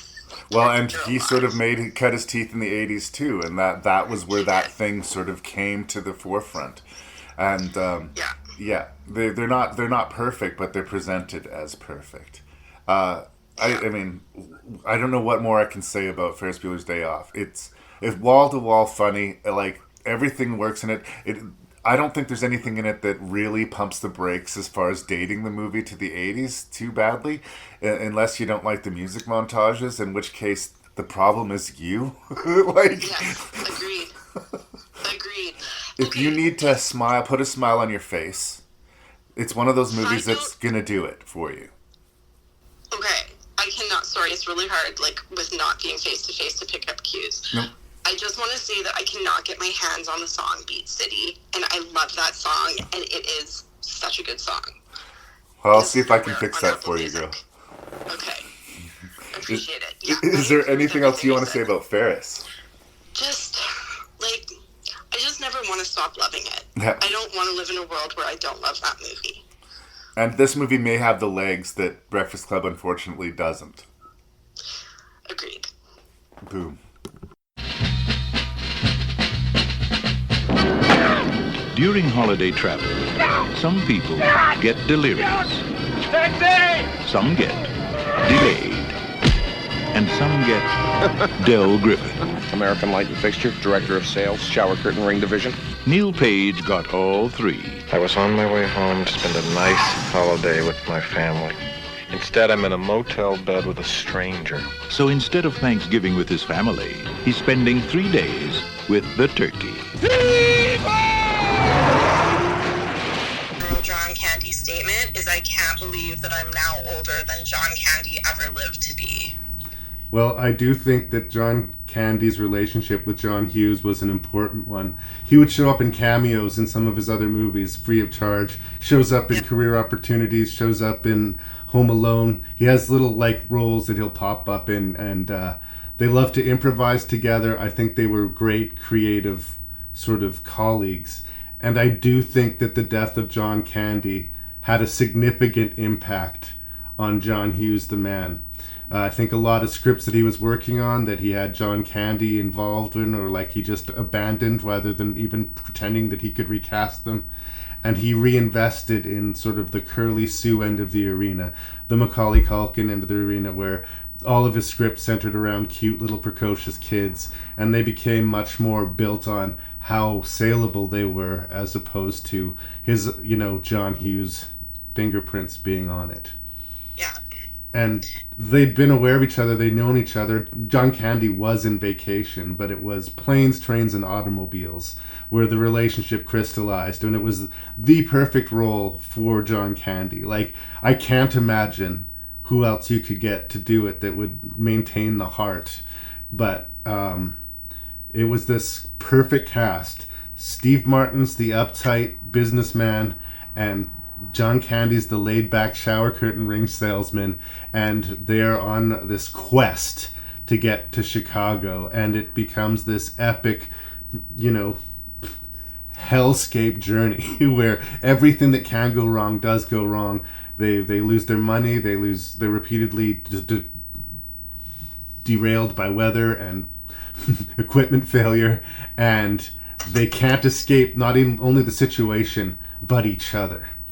And when I was putting the list together, the only easy part about the list for me was last place and first place. for me, Planes, Trains, and Automobiles was always going to be my number one John Hughes movie. Why? Because I think the balance is perfect between the comedy and the character work and the actual emotional core of the movie, which I think, if we're honest with ourselves, is fucking devastating. Yeah. Because when the credits roll and we get the freeze frame on, John Candy and everything like that, this family's not going to adopt him. He's going to have a nice dinner with them, and he'll leave with a full belly and probably some money in his pocket. But his life is not going to change, and his life is a daily upsetting tragedy. And I don't think he and Neil are going to be best friends forever. They might see each other every now and then, but these people are in different worlds, and they get forced to coexist together, and the results are simultaneously hilarious and heartbreaking. And I think it's the best comedy that the 80s produced. So I'm kind of a big fan. Am I overselling Planes, Trains, and Automobiles? Well, here's the thing, is I've known since you first asked me to do this back in 2017 that this would be your first choice. Right. And I contemplated putting it as mine because I knew that I might win a prize, right? But I can't, and it's very near the top for me. But I will carry the torch for Ferris Bueller until the day that I die. I feel you. And I recognize that Planes, Trains is a more palatable movie now. Not palatable. It stands the test of time is what I'm trying to say. Ferris maybe doesn't. Yeah. But my heart belongs to him. Right. Now, that said, I know it's a marvelous movie. And I'm not sure I agree with you with the ending. And personally, seeing the freeze frame on that, and there's a similar freeze frame at the end of Uncle Buck. Yeah. I see this as John Hughes almost deifying John Candy, this is our angel. This is what's going to save us, is this character. He is the goodness in humanity. And I just think that John Hughes believed in fairy tale endings. I'm not sure that Neil doesn't turn around John Candy's life. I'm not sure that at all, because I'm pretty sure that Ferris marries Sloane, and I'm pretty sure that,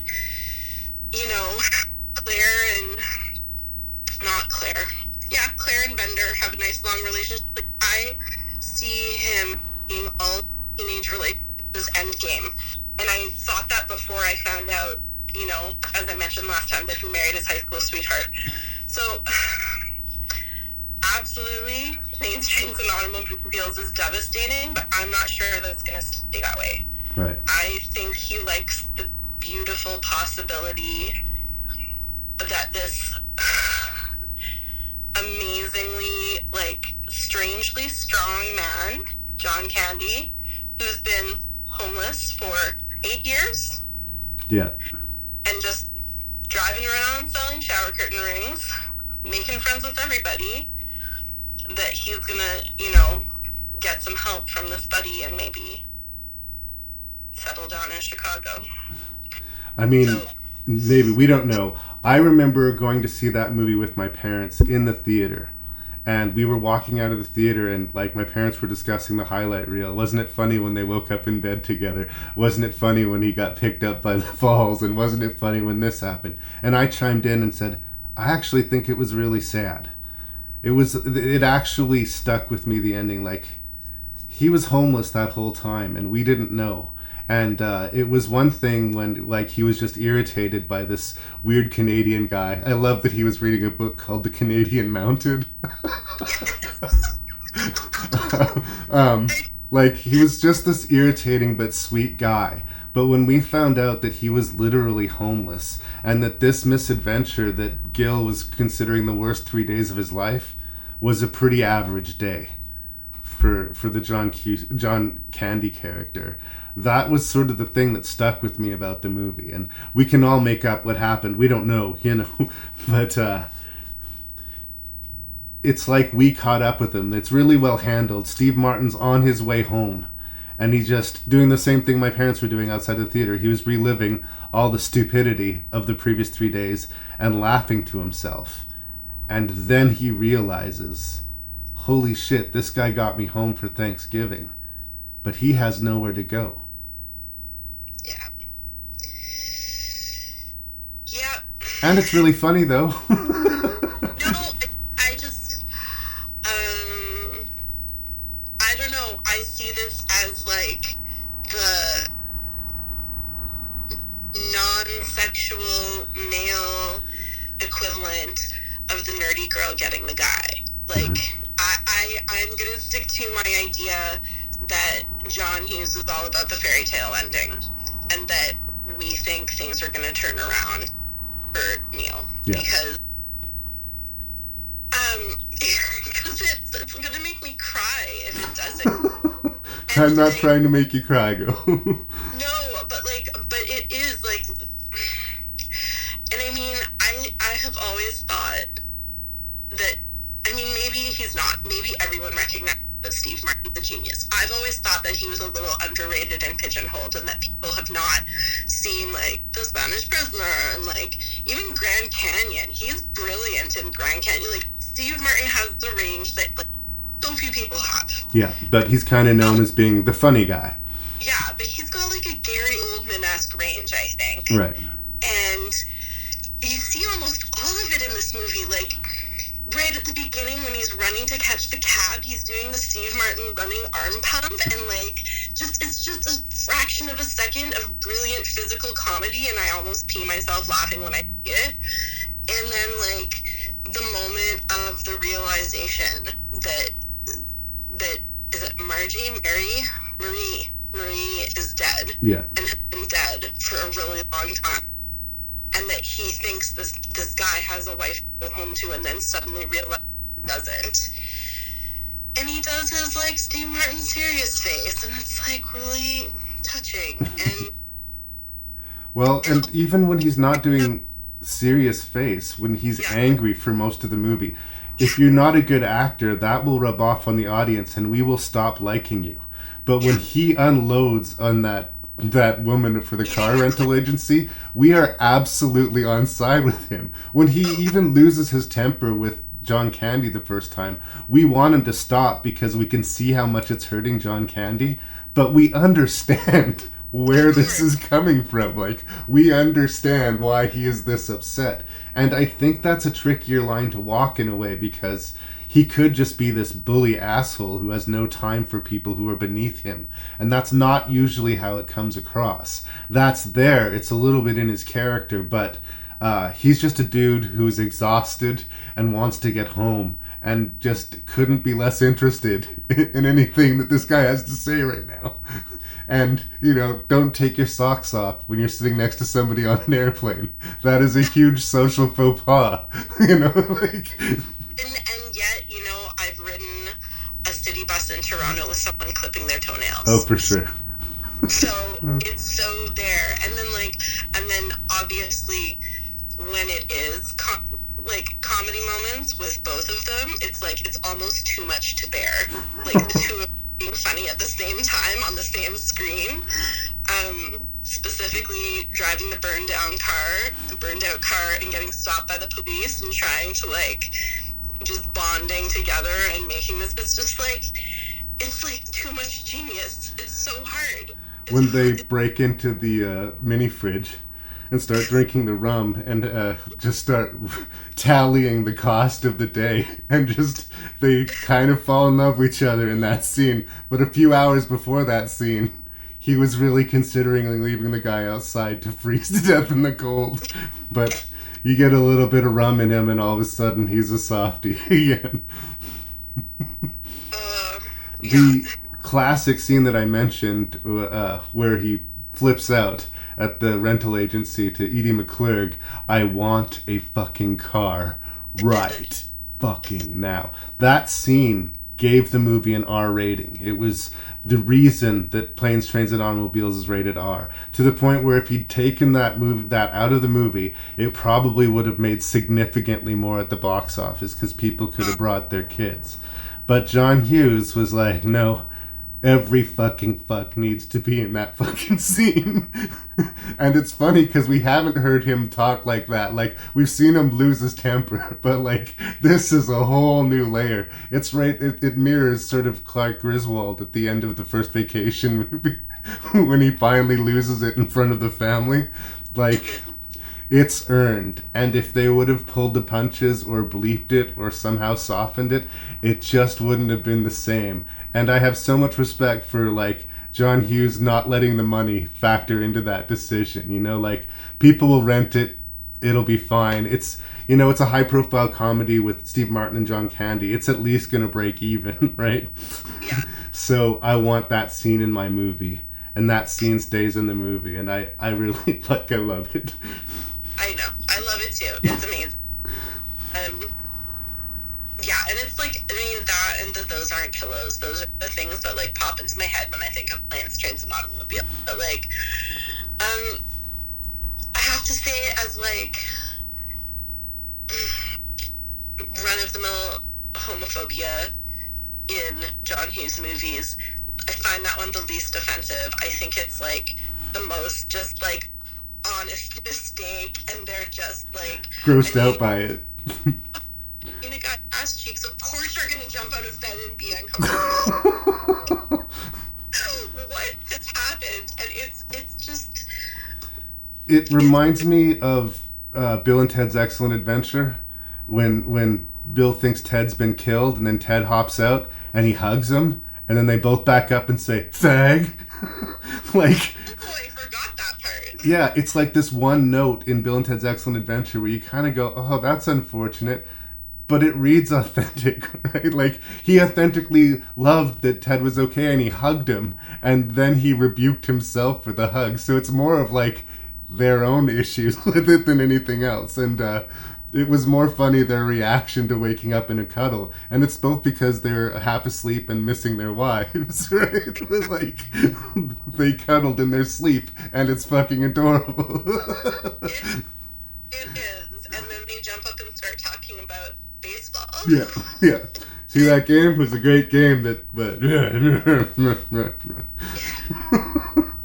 it's like, it's one of those jokes that I feel bad about liking, but I laugh every single time. Like, every single time. Well, and the movie's populated with great little character beats. I can't remember, I always forget the name of this actor, but the guy who picks him up in the pickup truck with the dog in the back and his wife, and he spits into his hand before he shakes. That actor I've seen all over the place. He's been in Spider-Man movies. He was in that weird Happiness movie playing a pedophile. Because of Happiness. Yeah. Like, he makes my stomach turn over and, like, go into my mouth every time I say it. I think his name is Dylan something or other. Dylan Baker, maybe? I think so. He is an amazing character actor. Absolutely. Michael McKean from Spinal Tap is the cop who pulls them over for some reason, right? Love it. And Kevin Bacon in the, like, taxi stealing scene, just for a quick moment. Possibly the same character from She's Having a Baby. There's also a scene where Steve Martin calls home, and his wife is watching a scene from She's Having a Baby on her TV. And that movie wasn't released yet. Those were dailies from She's Having a Baby, which was basically being shot back to back with Planes, Trains, and Automobiles. Amazing. Something that I only noticed this watch around, and, like, I'm really sad that they didn't make this choice, was that Ferris's dad is at the table. That's right. The beginning, and I actually, like, went on to IMDb to, like, remember what his name was, and he's not playing the same character, and I'm like, why is he not the same character? Like Tom and John or something like that, but, like... Oh, he was in New York. He'd have to be in Chicago to be Ferris's dad, I guess. He could have been on a business trip. No, because they talk about going home. Right. They both, and he's also flying home and taking a different flight, so he gets there. But anyway, he's still good. Yeah, and Michael McKean, it's always a pleasure to see him on the screen. But like on all of the little like one scene roles, the cab driver that takes him into town, the dude that they have to bribe to get into the hotel. Do you have $50 and a really nice watch? Like Nobody's wasted in any John Hughes movies. There's no bit player that doesn't at least have a moment, it feels like, where they feel like they exist in a world. All the people that he sells earrings to seem to have their own complete backstory. And I have so much respect for this. I mean, I think that ties into what we were saying earlier about Joan Cusack, is she has a whole little backstory built in. Like, whatever happened to her that required the neck brace. And you're right, he doesn't throw away lines, he doesn't throw away characters. Yeah. My favorite side character is in Some Kind of Wonderful, the guy who draws his girlfriend without his skin, and I'm blanking on his real Elias name. Koteas, great Canadian actor. Elias Koteas. Yeah. Yeah. And that's something that I think that we start to see less of later in his work. I was missing that in Curly Sue, for instance. I felt like our main characters were pretty richly rendered, and everybody else was starting to fit into the background, or fade into the background a little bit. Whereas, again, I felt a whole world populated by John Hughes characters here. I don't know if we're switching to Curly Sue, but the thing that I wanted to bring up before is back to his recognition of Chicago talent. There's a Steve Carell cameo in there, and it's not a cameo because he's no one at the time, but like he recognizes talent and just like in an amazingly special way. Yeah. Like, for Planes, Trains, and Automobiles, I don't think that there was another duo that would have made that work. Like, I could see, I guess, like someone saying, I don't know, Nick Nolte and Danny DeVito or something like that. But like, I can't see it working in any way near as well as it does here. And the balance is perfect. Like, I laugh and I get the feels every single time. And I think that's partly the gift of John Candy, because he's not just the bad guy, right? He's like, I mean, I hate to say this because I also love it, but like, he gets a lot more depth than your, like, oh, why am I blanking now? Chris from Saturday Night Live, who died later and was also the guy. Oh, yeah, I know who you're talking about. Beverly Hills, Chris Farley. Chris Farley. Like, people didn't let him have depth most of the time, but John Candy could do it. He could have, like, he could be a great salesman, annoying, a devoted husband, and a really good friend, and not just be the fat guy. Yeah. And I think a case could be said that some real John Candy tended to bleed into a lot of his works. I mean, we're going to talk about Uncle Buck soon, and like, he's a flawed character, but we see past the flaws and we tell fundamentally this guy has a good heart and he just wants to put a smile on people's faces, and he's got his flaws, but like, he's on side. He's one of the boys. And John Candy just had that so effortlessly. Like, I don't know if there was ever a movie where he played the surprise villain, but I don't know if I would buy it. Like, if in the third act, John Candy whipped out a gun and started killing folk, it would just be like, what? Fair. Is there anything else you want to say about Planes, Trains, and Automobiles? No, just that I know that, like, from a really objective standpoint, it is the best thing that John Hughes ever did. Right. I do, yeah. Well, I don't want my list from you. I want your list from you, so I will allow it.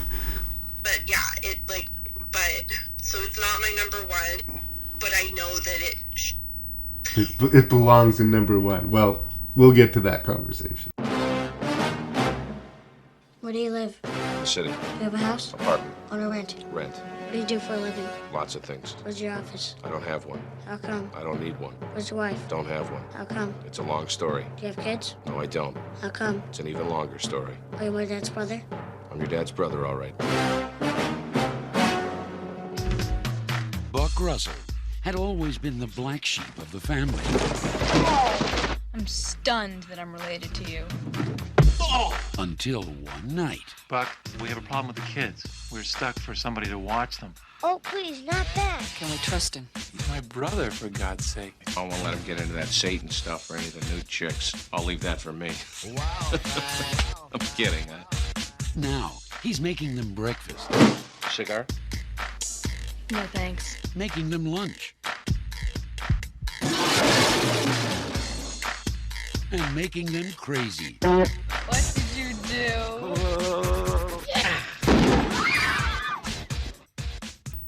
I do remember seeing Uncle Buck in the theater. I don't think I saw Ferris Bueller in the theater, at least not during its original run. I think I might have seen it at Place Riel when they did an encore presentation or whatever, a retro presentation of it. But yeah, I think that this Planes, Trains, and Automobiles and Uncle Buck were the first two John Hughes movies that I saw on the big screen and that I had a really good time with.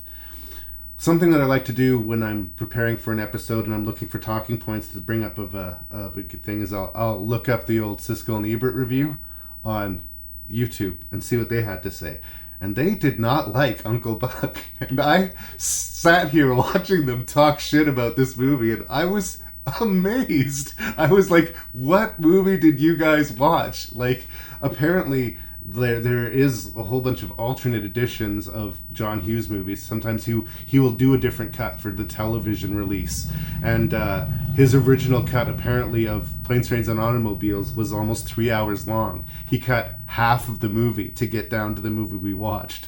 And I would watch a 3-hour version of that movie, by the way. I totally would. I want to watch a 3-hour version of that movie. But I think this is the movie Uncle Buck where we start seeing the bridge. He's gone away from the teenage comedy. He got into the adult comedy. And now he's sort of merging the adult with the cute kid thing. Now this is obviously going to crystallize most financially successfully with the Home Alone series, which he only wrote the first two and then just collected checks for the rest. Or he might have wrote the third. I could be wrong about that. Anyway, this is where he discovered Macaulay Culkin, because he plays one of the cute, precocious kids who, when their grandfather has a heart attack and their parents have to go and deal with this family emergency, they are put in the immediate care of the black sheep of the family, Uncle Buck. And I think that Siskel and Ebert took such an issue with how evil the teenage girl was to Uncle Buck and to how evil the mother was to Uncle Buck that they say that kind of took the lightness and the fun out of the movie. And it's like, I think that actually added the needed conflict in the movie. I mean, we all love Uncle Buck making giant pancakes and chasing the kids around the house or trying to talk the little girl out of, I'm not sleeping with you. And like all of this like adorable business, which by itself would have made a totally fine, watchable, but maybe forgettable movie. It's this edge. It's how hated he is by the family. How much fear that she has that he's in charge of her kids while she's dealing with her own personal tragedy. And the, I think, very authentic level of evil that teenage girl is capable of when she feels threatened by her Uncle Buck. She tears his life apart. And like, you get involved in it emotionally. You get mad at her choices, but it makes the win when Uncle Buck wins her over and she changes to protect him. It makes that turnover so much more rewarding, so that then it becomes a little bit more than a goofy screwball kiddie comedy. There is actually something that happened here. Uncle Buck is not necessarily redeemed, but he's accepted, and he's redeemed in his own eyes because I don't think he believed himself to be capable of being a father until this happened to him. And he found out there is actually something that he's good at. So, not to the same level of Planes, Trains, and Automobiles, but I found the balance of the feels and the comedy was on point here. And it's one of the last truly great 5-star John Candy movies. So, I'm always going to treasure it for that. And yes, he punches a clown in the face, and yes, there's a lot of fun little zingy lines. So, so I am trying to remember what order I watched the last three in, because I kind of watched them together. And I think it was Uncle Buck, then Planes, Trains, then Curly Sue, because I had taken a break. I'd watched 16 Candles. A couple weeks later, I watched Uncle Buck, and I'm watching it, and I'm like, am I missing something? Does he hate women? Because the women in this movie, like that school principal with the huge hole on her face, she is evil and a half. female? No, it's a male teacher who's evil. Well, I don't think Laurie Metcalf is evil. She's a little horny and strange, but very weird. Yeah, and Uncle Buck's girlfriend. It has a bit of a Wilma Flintstone vibe where we know that she's right, but we still want her to keep to him. Like, you know what I mean? And so and then I watched Planes, Trains, and Automobiles, and I was like, no, because like Edie McClurg gets the win, and his wife is perfectly nice, and you know, it's just in this movie. So I'm not at all agreeing with Siskel and Ebert, and I try to not agree with Ebert just generally in life, but there is some really sort of one-dimensionalness until the very end. And then everybody kind of gets redeemed in the end, right? But it's like they get redeemed through Uncle Buck.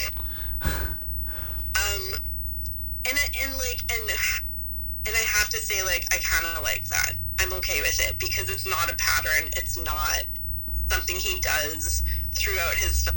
It's just this one real bitchy mom and this one really damaged teenager. Well, and they obviously both have a chip on their shoulder, and it came from somewhere, right? Like, and I found familiarity. I could relate more with the teenage girl than I could with her mom, as far as her like folding Uncle Buck out of the wedding photos and stuff like that. Like, that's taking real time to spite him in a personal way. But I could recognize a teenage girl who feels wronged and having their power taken from them, playing absolutely dirty to win. And like, I have witnessed and seen like maybe it's heavy-handed in the script or maybe it's not, but it's recognizable. No, I don't think it's heavy-handed. I think she's pretty spot on. And just like, so where you like went into the whole ending for Planes, Trains, and Automobiles, like Neil going back to having no home, I went into this whole deep dive on like, what's up with these families that span like a generation of kids? Like, there's a huge gaps in ages of the kids in 16 Candles and huge gaps in the ages of the kids in Uncle Buck. That's true. But like, this girl was probably born to a 20-year-old mother. Like, that's kind of where we're living in the film, right? And then they don't have any more kids until like 10 years later. So I don't know, that's kind of where I went, was this idea that maybe her mom was not quite ready to be a mom yet. Right. And that's where everything, and then they moved. And that's kind of where all the comes from for me. But I made up backstory. Yeah. No, they did move, and like, she has no control over her life. And in a weird way, she sees this heart attack. She's going to be in charge. Uncle Buck is Uncle Buck, but she's going to be in charge. And that is taken from her. And it, like, what did he say to her? If you ditch me today, I will drive you to school in my bathrobe tomorrow and walk you to your first class. Like, like that's Buck is like a parenting genius. That's right. And but also, like, just for the legitimacy of the teenage girls, 16 is a real weird age, right? Yeah. Like, her parents are treating her like a child. She wants to be treated like an adult. She can drive a car, or she's about to be able to drive a car. You know, it's 16 is a really loaded age. There's so much you can do, so much you can't do, and I think that's why 16-year-old girls are weird.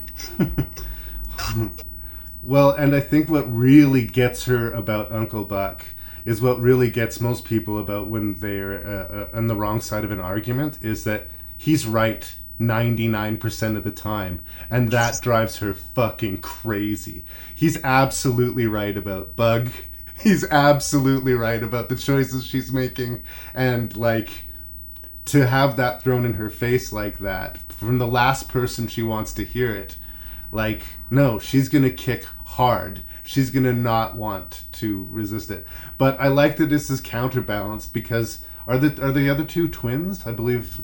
No, I was wondering that too, and then it's established because it's the girl's birthday, not the boy. Oh, okay. They have a party, right? That's right. Anyway, the kids love Buck, and they love Buck pretty much right away. They're like 1,000% on board. And the dog loves Buck right away. It's really the big obstacle is this teenage girl, but she is a fucking handful. Well, but we still get this sort of same, precocious Macaulay Culkin be more of an Home Alone interview at the beginning. He's suspicious, but he's also kind of into this. This is unusual. There's a new set of rules. There's a new regime in the house. Yeah. About Bug, the boyfriend, see, that's where I feel like John Hughes sort of redeems himself for Jake Ryan, is he's like, oh, I'm going to just decide that, guys who treat women like objects are just jerks. And we're going to just, have at it with this guy. And Uncle Buck commits, I don't know the different levels of crime. Is it a felony? Are there things that are worse than a felony? Kidnap and assault, I think that would be substantially easy to prosecute for those things. But do we care? No. Do we regret this? No. Hit those golf balls at that douchebag's head. And it's ridiculous. And it does, it's so, maybe it's not as unrealistic in the 80s as it is now, but, it's a bit of a flight of fancy, but it's a marvelous, marvelous moment. And, wonderful every time. At the risk of airing another unpopular opinion, I think there's an ugly truth to the fact that guys like Bug do have their appeal. And because she said no that night didn't mean he had another girl in the bed with him an hour later. They're lined up to be abused by this transparently terrible guy. There's a truth to this. It is. Absolutely. And so, seeing him dug out of the trunk of the car and having golf balls fired at him is incredibly dramatically satisfying. How this plays out in the days ahead, well, we don't know. The story I tell myself is that Bug was so terrified by that experience that he just kept his fucking mouth shut. Oh, absolutely. That's the story I go with, too. And, what was I going to say? I had a thought and then it left my brain. Oh, just that, I feel like I could go through a high school yearbook and point out the bugs. Right. Not naming any names, but we knew them. Yep. They were and they did get girls. And if that one didn't play out, there'll be another one, if not later tonight, tomorrow.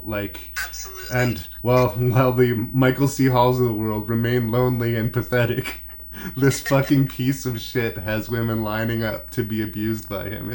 It's tragic, but I mean, it's acknowledged here. It's obviously a much gentler context that we have here that we're presenting it now. But yeah, Bug is terrible, and we are happy to see him lose. Yeah. I just had a question for you, sort of, on the teenage group, the sort of clique culture that Bug and girl whose name is escaping me are in. Because I was looking it up and I'm like, what are they? They're not goths. They're not I would call them drama people, but they've got trench coats. They've got these weird little almost cowboy hats, but they're flat. And I think they listen to The Cure. I'm not sure, but I'm like, did he make his own grouping here? Was maybe that his fashion choices? Well, movies of that time had to make it up. Heathers sort of came up with their own lexicon and their own vibe, because late 80s, early 90s, until grunge gave everybody something to latch onto, they didn't really have an identity. It was strange. Well, I think there were the Blaines. I think those guys, going back to Pretty in Pink. Yeah, those guys existed. Yeah. I'm not sure that his buddy, the main character in the movie, really existed. Right. There were definitely Jake Ryan's, but yeah, this particular group of weirdos, I feel like I might have wanted to be in their crowd.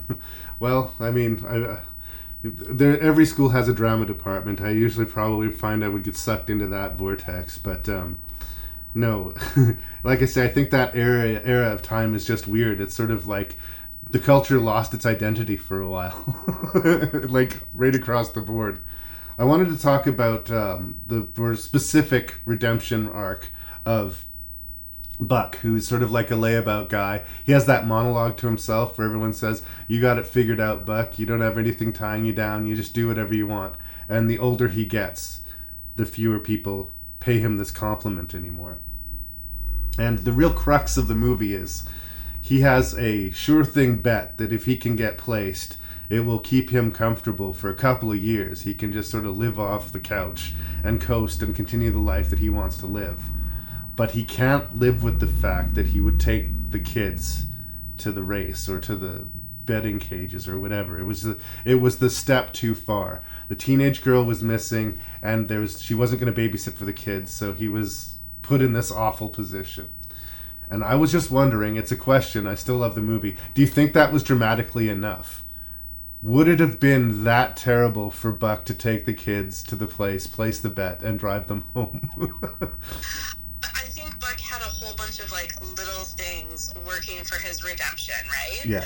Like, he just knew it was wrong. A bad guy, he would be messing around with Laurie Metcalf when she's throwing himself, and he's so gentlemanly towards her, even though everything points to him not being a gentleman. Yes. He's not stringing along the other girl, I forget her name, the woman, like, he is, but he also really loves her. Yeah. You know? Like, it's not like he's just wanting to be cooked for. He has, like, he's invested in this relationship, and by the time the track comes around, he's so invested in taking care of these kids, right? He loses the argument, he's sharing a bed with them, they're all piling on top of him, yeah. all fall out, like, he's so invested in them, and he's so invested in the welfare of this girl that he, like, you know, maybe would have been the bug in the situation when he was a kid, right? That I think, like, I don't think it's just the kids. I think it's everything. I think everything kind of hinges on that moment, but it's all about the fact that, like, as you said, John Candy has a good heart. His characters have a good heart. And he had to do something for their good. It wasn't a thing for him right now, right? Yeah. And I think the movie established that he was doing lots of stuff just for them. The birthday party. Even when he punches out the clown, he does that because the clown is drunk and should not be at a kid's birthday party. Great scene, by the way. It is. And he came from the same place as this boring brother of his that makes lots of money and lives in the Chicago suburbs in this ridiculously big house. You know, like, he's not broken. He's just made some bad choices, and now he sees that he has an opportunity to make some good ones. And I don't know. I think that there could have been an inclination, I'm glad that there wasn't, to go a little bit darker. Like, maybe there was a reason that he was the black sheep of the family that was more than he was a layabout.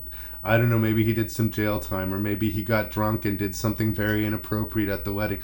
Like, I felt like there could have been another skeleton in the closet other than, you know, he dabbled in gambling. You know? Well, it's possible, but I also, like, I maintain, and I think I mentioned this last time, John Hughes has a bit of a chip on his shoulder about rich people. Right. And part of the character of the mom and Uncle Buck is that she's a snob. Yeah. And I think that he really felt strongly that this kind of person existed who was just going to look down on people for what they have or don't have. And I think he was pretty committed to that. Yeah. To that divide between, like, rich snobs. And not all of his rich people are snobs, but when he does draw them, he draws them hard. Yeah. So I don't know that Uncle Buck had to have anything that dark to be folded out of the pictures. I think she's just kind of a bitch. Yeah, and to be fair, we meet her and, like, she's just moved and she's not getting along with her daughter and her father has a heart attack and we're seeing her at the withered end of things, so we're probably not getting her at her best. And Buck still understands that she has a heart and that she needs to have this moment with her daughter at the end. And it's kind of like the father-daughter moment in 16 Candles. We have the mother-daughter moment where, you know, they all realize that nobody's that bad and they love each other. And it's all thanks to Buck. And it's cute. Fun fact, I believe it's Amy Madigan who's playing the actress that's the girlfriend of Buck in this. that same year she was in Field of Dreams, and the little girl from Uncle Buck was her daughter. I knew she was from Field of Dreams. I forgot that little girl played. She gets knocked off of the stands and chokes on her hot dog or whatever in Field of Dreams, the little girl. Wow. Yeah. I'd forgotten. So they worked together in 2 movies in 1989, and they're both kind of memorable. So, fun fact, ladies and gentlemen. Is there anything else you want to say about Uncle Buck? No, just that I always think that it's Curly Sue in Uncle Buck. I always think it's that actress playing the kid, and it's this other girl who didn't do a lot, I guess, beyond 1989, but still well cast. Curly Sue. You remember a Kevin Kline movie called I Love You to Death? I do. She's one of his daughters in I Love You to Death. See, and I know her best from Parenthood. There you go. The movie of Parenthood, not the series. Another great Steve Martin role. But I think we've covered Uncle Buck. You're nuts! What possessed you to invite vagabonds into your home? Now, they're going from the poor house to the penthouse. This was the Ritz. From director John Hughes, creator of Home Alone, comes James Belushi in Curly Sue. You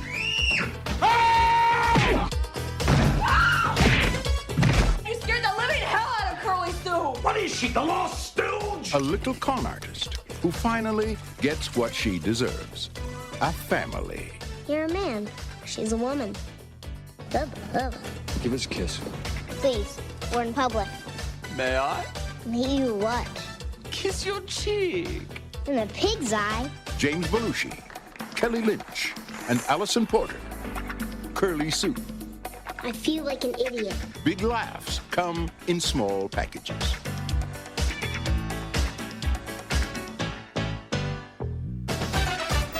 So it's 1991, and this is the last feature film directed by John Hughes. He would write a lot of scripts, and he would write a lot of scripts under a pseudonym. Movies like Beethoven, and he would contribute to Drill Bit Taylor, I think. And but he wouldn't use his name for a lot of his last actual script contributions. There is a Jennifer Lopez rom-com where she's a maid, and Made in Manhattan is another one. Yeah.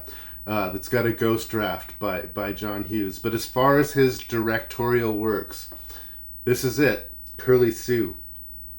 And I saw it when it came out, and I think I was accepting and forgiving of a lot of its flaws because I was a fan, and I kind of was much more into the product that I was being served at the age of 14 or 15 than I am now. Honestly, watching it now, a lot of it made my teeth hurt. Like, it is so saccharine and so on the nose and so built of these, montages. In the way that Planes, Trains, and Automobiles was kind of careful and respectful and delicate at how it handled the situation that John Candy's character was in, this movie completely is not convincing that this little girl has lived a rugged life of struggle on the streets with her adopted father, John Belushi. And say what you will about John Belushi, the guy isn't untalented, but by all accounts, he is a prick. And he didn't get along with John Hughes, and that soured the whole experience for him. The reason to watch the movie is the little girl, is Curly Sue. Apparently she's grown up, she's a very, very good singer. I guess she does reality shows where you singing competitions. The sort of thing that I wouldn't watch at gunpoint, but I'm glad that Curly Sue has landed on her feet. I did notice her in other movies, even as a child actress, and I did think that she was adorable and comfortable on camera, which is what you need. And yeah, so a little orphan girl and this guy who was teaching her how to make a living as a con artist find the sweetest sucker vet in New York, in Kelly Lynch. She falls for their bit, hook, line, and sinker, and she really connects with the little girl, which makes her sort of charmed in a way by her adopted father. And 10 minutes into the movie, you know everything that's going to happen in the movie, and you're not wrong. But what's missing for me is the fullness of the world, like we said, the other little character beats. Yes, it was nice seeing Steve Carell for the first time ever, I think, in a movie, in Curly Sue, but largely the supporting players disappear in the background for me. And it's just sweet and sentimental and aw shucks. And in 1991, I was willing to give it a pass. But if I'm honest, in 2022, it's rock bottom for John Hughes movies, and I really wish that it wasn't his last film. I would have liked him finishing on something stronger. But it seemed after this, doing a script for Richie Rich or another Home Alone sequel or Beethoven was enough for John Hughes.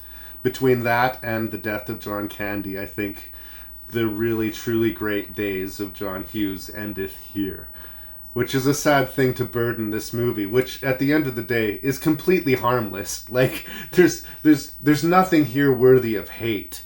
But considering the heights that he had achieved before Curly Sue, I would have rather he directed Dutch, and Dutch be his last movie, than Curly Sue.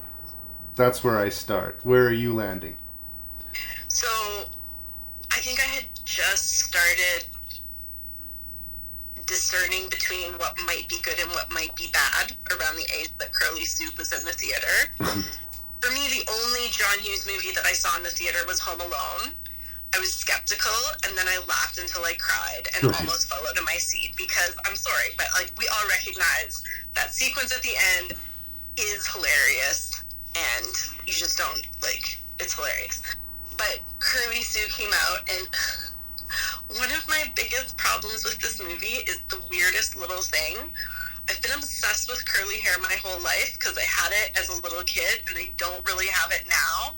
And the fact that he cast this little girl who clearly does not have curly hair and either put her in a wig or had them do up her hair every day in this, what I have found since the day I first laid eyes on this character on commercials, is just the least convincing naturally curly hair, and then pinned the whole title of the movie and core of the character on this wild curly hair that is fake. And that is why I have never wanted to see this movie.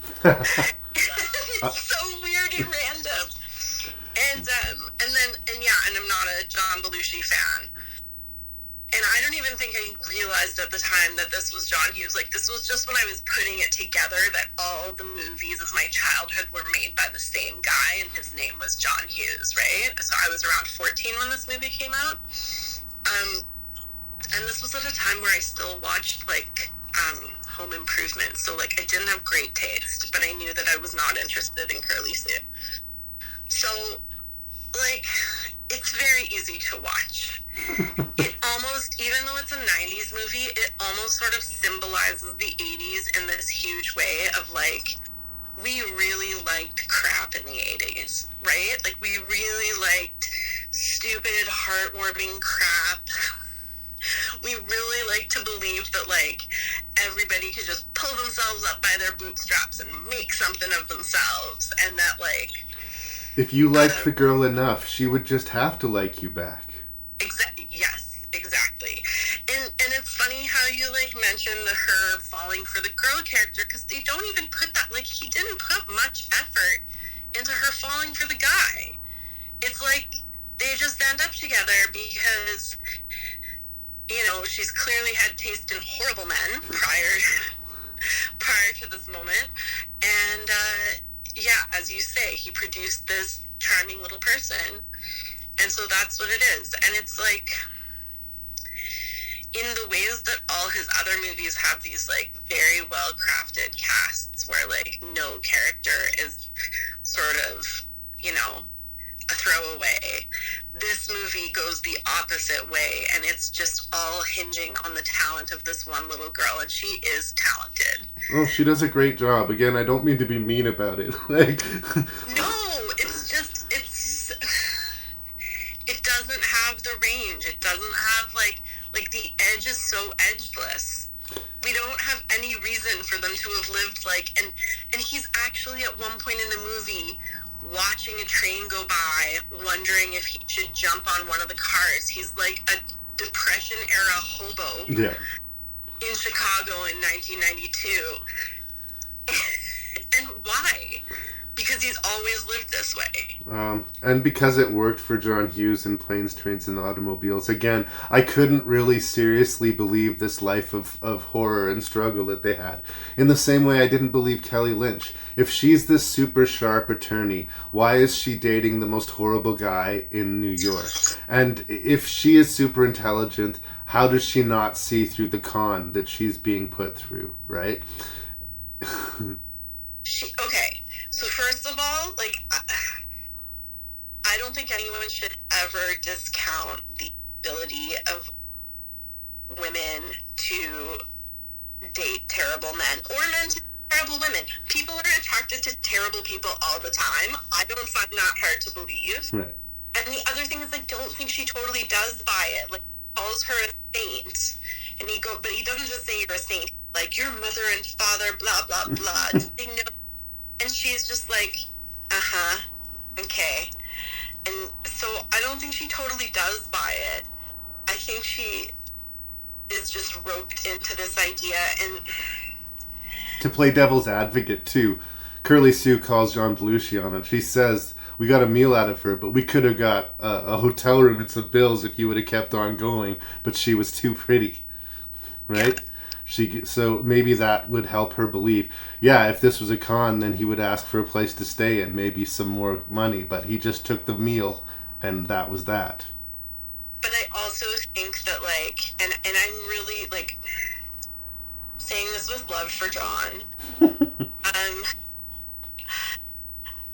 he didn't put a lot of effort into these characters, and I think, like, we're supposed to believe, well, she's wasted her childbearing years on a career. On a career path. And she's, like, wasted her, like, marriageable moments on this, like, douchebag. And she's, like, this is her answer. This is how she's going to get to have it all. Right? So, like, I mean, I think that's... So like Curly Sue and her adopted father don't have lives. They can just set up shop in hers. Exactly. Like, it's kind of like a Cinderella story, except the other way, right? If Cinderella was a con artist. If Cinderella was a con artist, and the wicked stepmother was actually, like, a lawyer with a heart of gold who didn't realize she wanted a family until... they showed up on her doorstep. It's just bad circumstance. Do you know what I'm talking about when I say that it's just a little bit sickly sweet at times, though? Yeah, and I mean, I think, like, for me, the most enjoyable scene is the gambling with the maid. And it's ridiculous. Like, it's just all ridiculous. But I'm like, okay, there's a little bit of John Hughes, like, comedy is like, people don't take their job seriously. Of course the maid's gonna stop and play cards with this girl. And I, like, that was the only part where I felt like the movie was working for me. It was very brief. Well, and you were talking about, like, the little brother in 16 Candles with all these constant zingers being wise above his years. Curly Sue is that when needed. But then she can immediately devolve into the, you know, adorable little kid licking all the sauce off of her fingers or whatever, right? So she's just whatever is required of the script at any given moment. And it just, I don't know, she was adorable, but maybe not real to me. You know? Yeah. I mean, it's a pretty... It's just pretty out there, and I don't know, did John Candy die before this movie was made? No, he died, I think, shortly after it. I don't want to blame Curly Sue for that, though. No, I was going to say, like, if this was the aftermath of John Hughes mourning John Candy, I could see it. But, like, somehow, I kind of just feel like he lost it. Yeah. Like, I think he just, like, he had a thing, And he did it well, and he did it with some range, because he did create some very different stories, even if they all have some things in common. And then he lost it. And maybe he didn't care anymore. I don't see the point of this movie for him. I see the point of the other movies from his, from where I imagine his authorial intent is. But I don't see it here. I don't get the point of the movie. Well, and that's fair. Like, you started by saying it's very watchable, and that is true. But when I walk away from the movie, like, I'm neither reminiscing over the highlight reel of the comedy nor the emotional core of the movie. It's just completely slipped through my fingers. Like, whereas I can watch even Uncle Buck again and again and still get a lot out of it and still enjoy it. There's just nothing to bring me back to Curly Sue. And that sucks for me to say. Like, again, that Dutch screenplay that came out right around the same time, he could have written that in a weekend in his sleep. But that still feels more John Hughes than Curly Sue. And maybe that was the impetus. Maybe he thought this was more ambitious and more out of his comfort zone than he was used to. But because I'm never grounded in the reality where I believe that Jim Belushi or Curly Sue ever really suffered a day in their lives, nor will they, it kind of takes away from the rags to riches story that's going on here.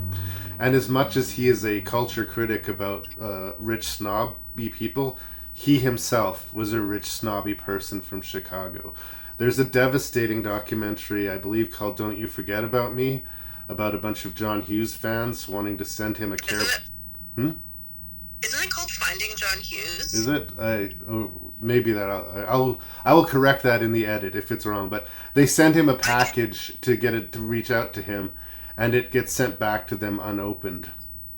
He didn't receive fan mail. He didn't tend to do interviews. There was a lot of talk about him being quite into cocaine later on into his career, and he became increasingly antisocial, especially after the death of his friend John Candy.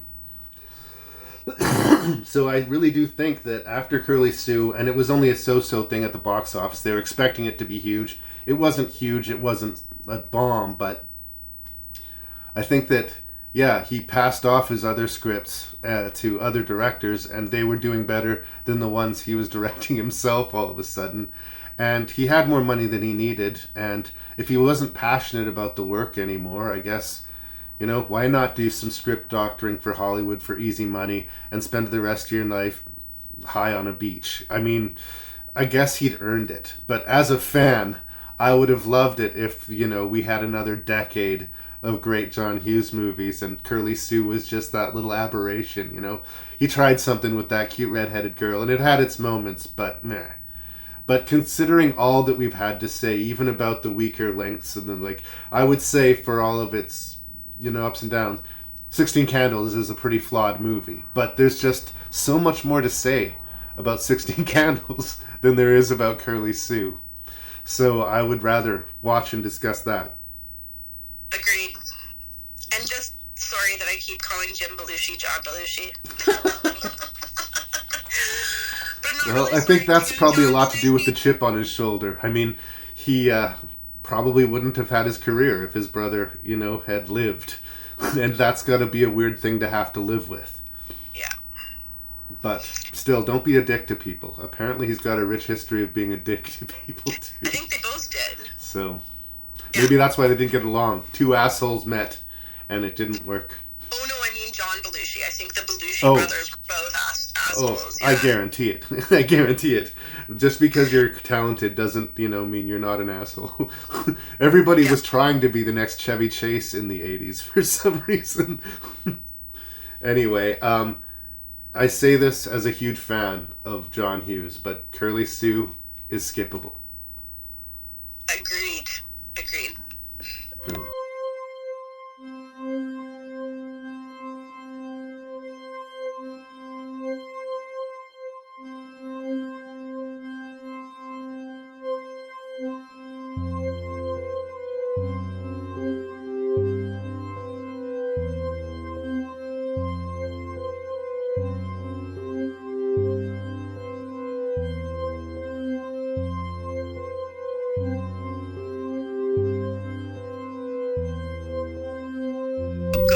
All right, Shoshana, thank you so much for doing my John Hughes episode. This was a really long time coming, but I think worth it. Please, what was your least favorite of these 6 John Hughes movies and why?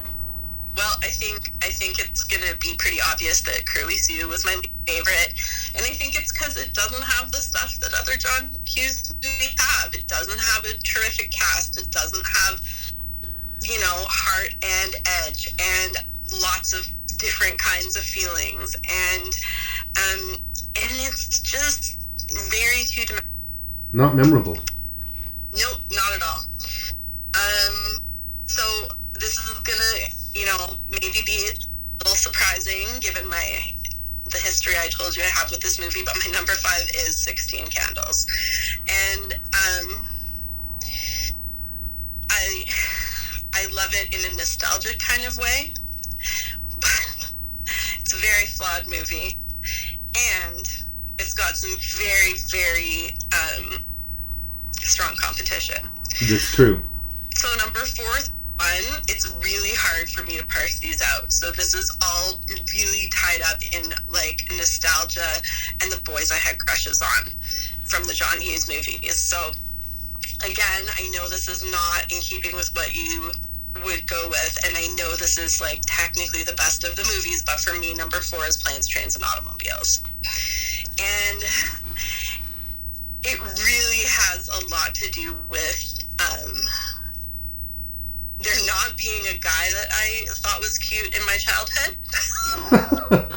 Steve Martin and Kevin Bacon? Wow. Oh, God, I do not find young Kevin Bacon attractive. Older Kevin Bacon, okay. Young Steve Martin, my friends and I have been passing around this one picture of him where he's got this, mane of dark hair and, no shirt but a jacket and a medallion. Oh, my God, young Steve Martin was a fox. But I think part of it is that, I could not relate to this movie when I first saw it, right? Love the fuckity-fuck scene. Love the hands between two pillows. Love all the shenanigans about the car and going the wrong way and going through the 2 semis. It's hilarious, but there was nothing for me to relate to in that movie at the time, and that's why it's my number 4. All right. So my number 3 is Uncle Buck, because I was younger when I saw this. I don't think I related to the teenage girl, but I related to this idea of the amazing uncle, and I didn't see my own uncle. And in Uncle Buck, I just wanted, and I have great wonderful uncles, but I also wanted to add Uncle Buck to my collection of uncles, right? Those pancakes, the talking with the girl, the ridiculous car, and the unapologetic "this is me" of Buck is just, it's wonderful. And so I think you know what the last 2 are, because I've already said my number 1. So number 2 is The Breakfast Club, and it does have a lot to do with John Bender. Judd Nelson was a dreamboat. He was, and he did not stay a dreamboat. But it's not just I love that character. I love the character of John Bender. I kind of like all the characters. We all wanted to be Claire, but we're really Ali Sheedy. And there's just so many moments, and yeah, I can't watch that movie and not be in love with it. And my number 1 is Ferris Bueller's Day Off, because I think it still works on an adult level. I want to do the same thing. I want to be a kid. I want to go out and have fun. His line has never stopped being true. Life moves pretty fast. If you don't stop and look around once in a while, you might miss it. So, well, obviously with the death of John Hughes, there's, no point in it at all. But the only John Hughes movie that I could see actually doing a decent late-stage sequel would be Ferris Bueller's Day Off. If somehow Ferris and Cameron had stayed friends and they were cutting their mid-40s or late 50s, right on that midlife crisis, and they decided they needed to take another day off to relive their lost youth, maybe John Hughes could have made that work. But without John Hughes in the soup, there's just no fucking way. Leave it alone. Leave it alone. Leave it alone. I respect your list. Yeah, it stings for me that Planes, Trains made it that low, but on some level I do understand it. I am not rating this on how much I like the boys in these movies. I went at it from a slightly different angle. But we're going to start off in a place of agreement. Curly Sue, comfortably the bottom of the list. I think that the most resounding reason is that there's nothing that memorable about it. Like I said, if I was to recount the highlight reel to you, I don't know what that would be. So, I mean, I will back you up in your opening salvo that it is watchable, but that's about as far as I'll go. And I will agree with you that in 5th place goes 16 Candles.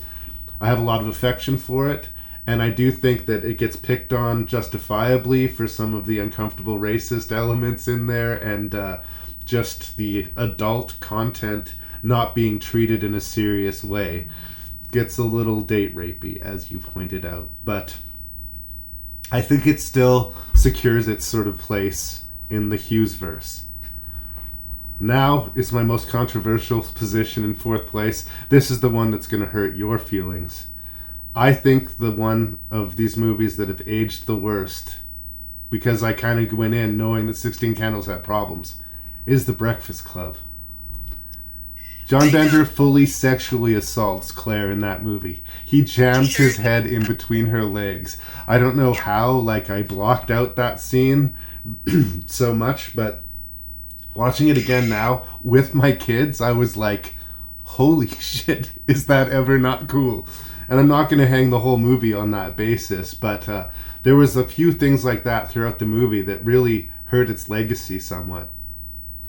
But I love how seriously it's taking the kids. I think the performances are uniformly good, even from Emilio Estevez, who I do have problems with. But I would have thought originally it would have been number 1 or 2, and it's fallen all the way to 4.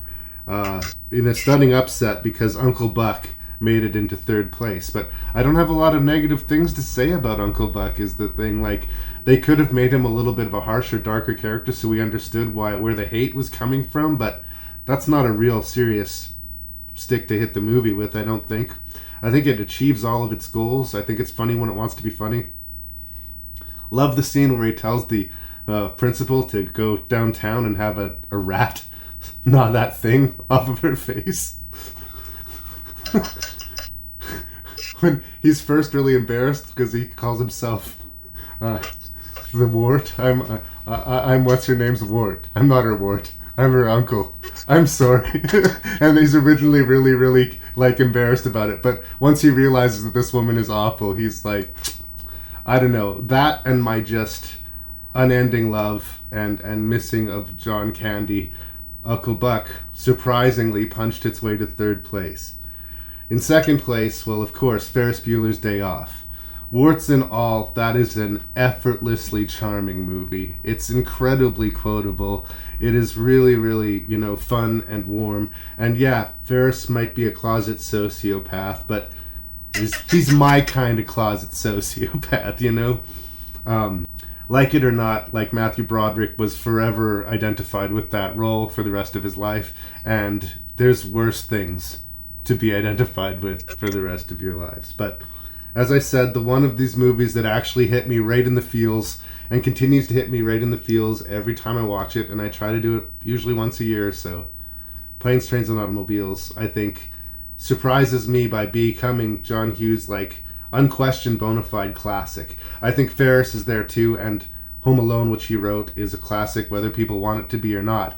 But I think between Ferris Bueller's Day Off and Planes, Trains, and Automobiles, you will understand the John Hughes thing.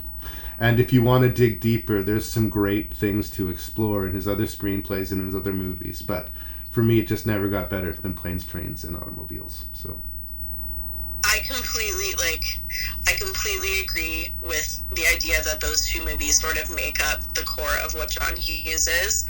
And I'm also totally with you. I never blocked out the assault scene. I always remembered it. I don't think I recognized it as problematic when I was younger because it was part of our culture growing up, and I see it as problematic now. But I think that movie is one of those movies that makes you nostalgic even the first time you watch it, if you're a person from the 80s. And so for me, the nostalgia factor is a really big part of it.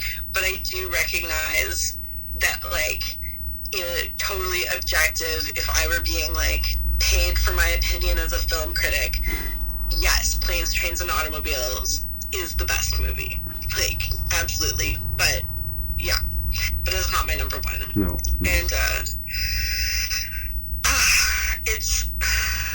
it's hard to rank them. Yeah, well, that's my fault. I put you in this position, and that's your list. I have no problem with your list. I don't think we're going to fight over it. But I'm so appreciate you doing this. It's great to talk to you and to catch up. And again, I don't know who else would have been a better choice for this episode. So, big love, show. Thank you for being here. Thank you for having me. It's been an honor. Oh, right in the feels.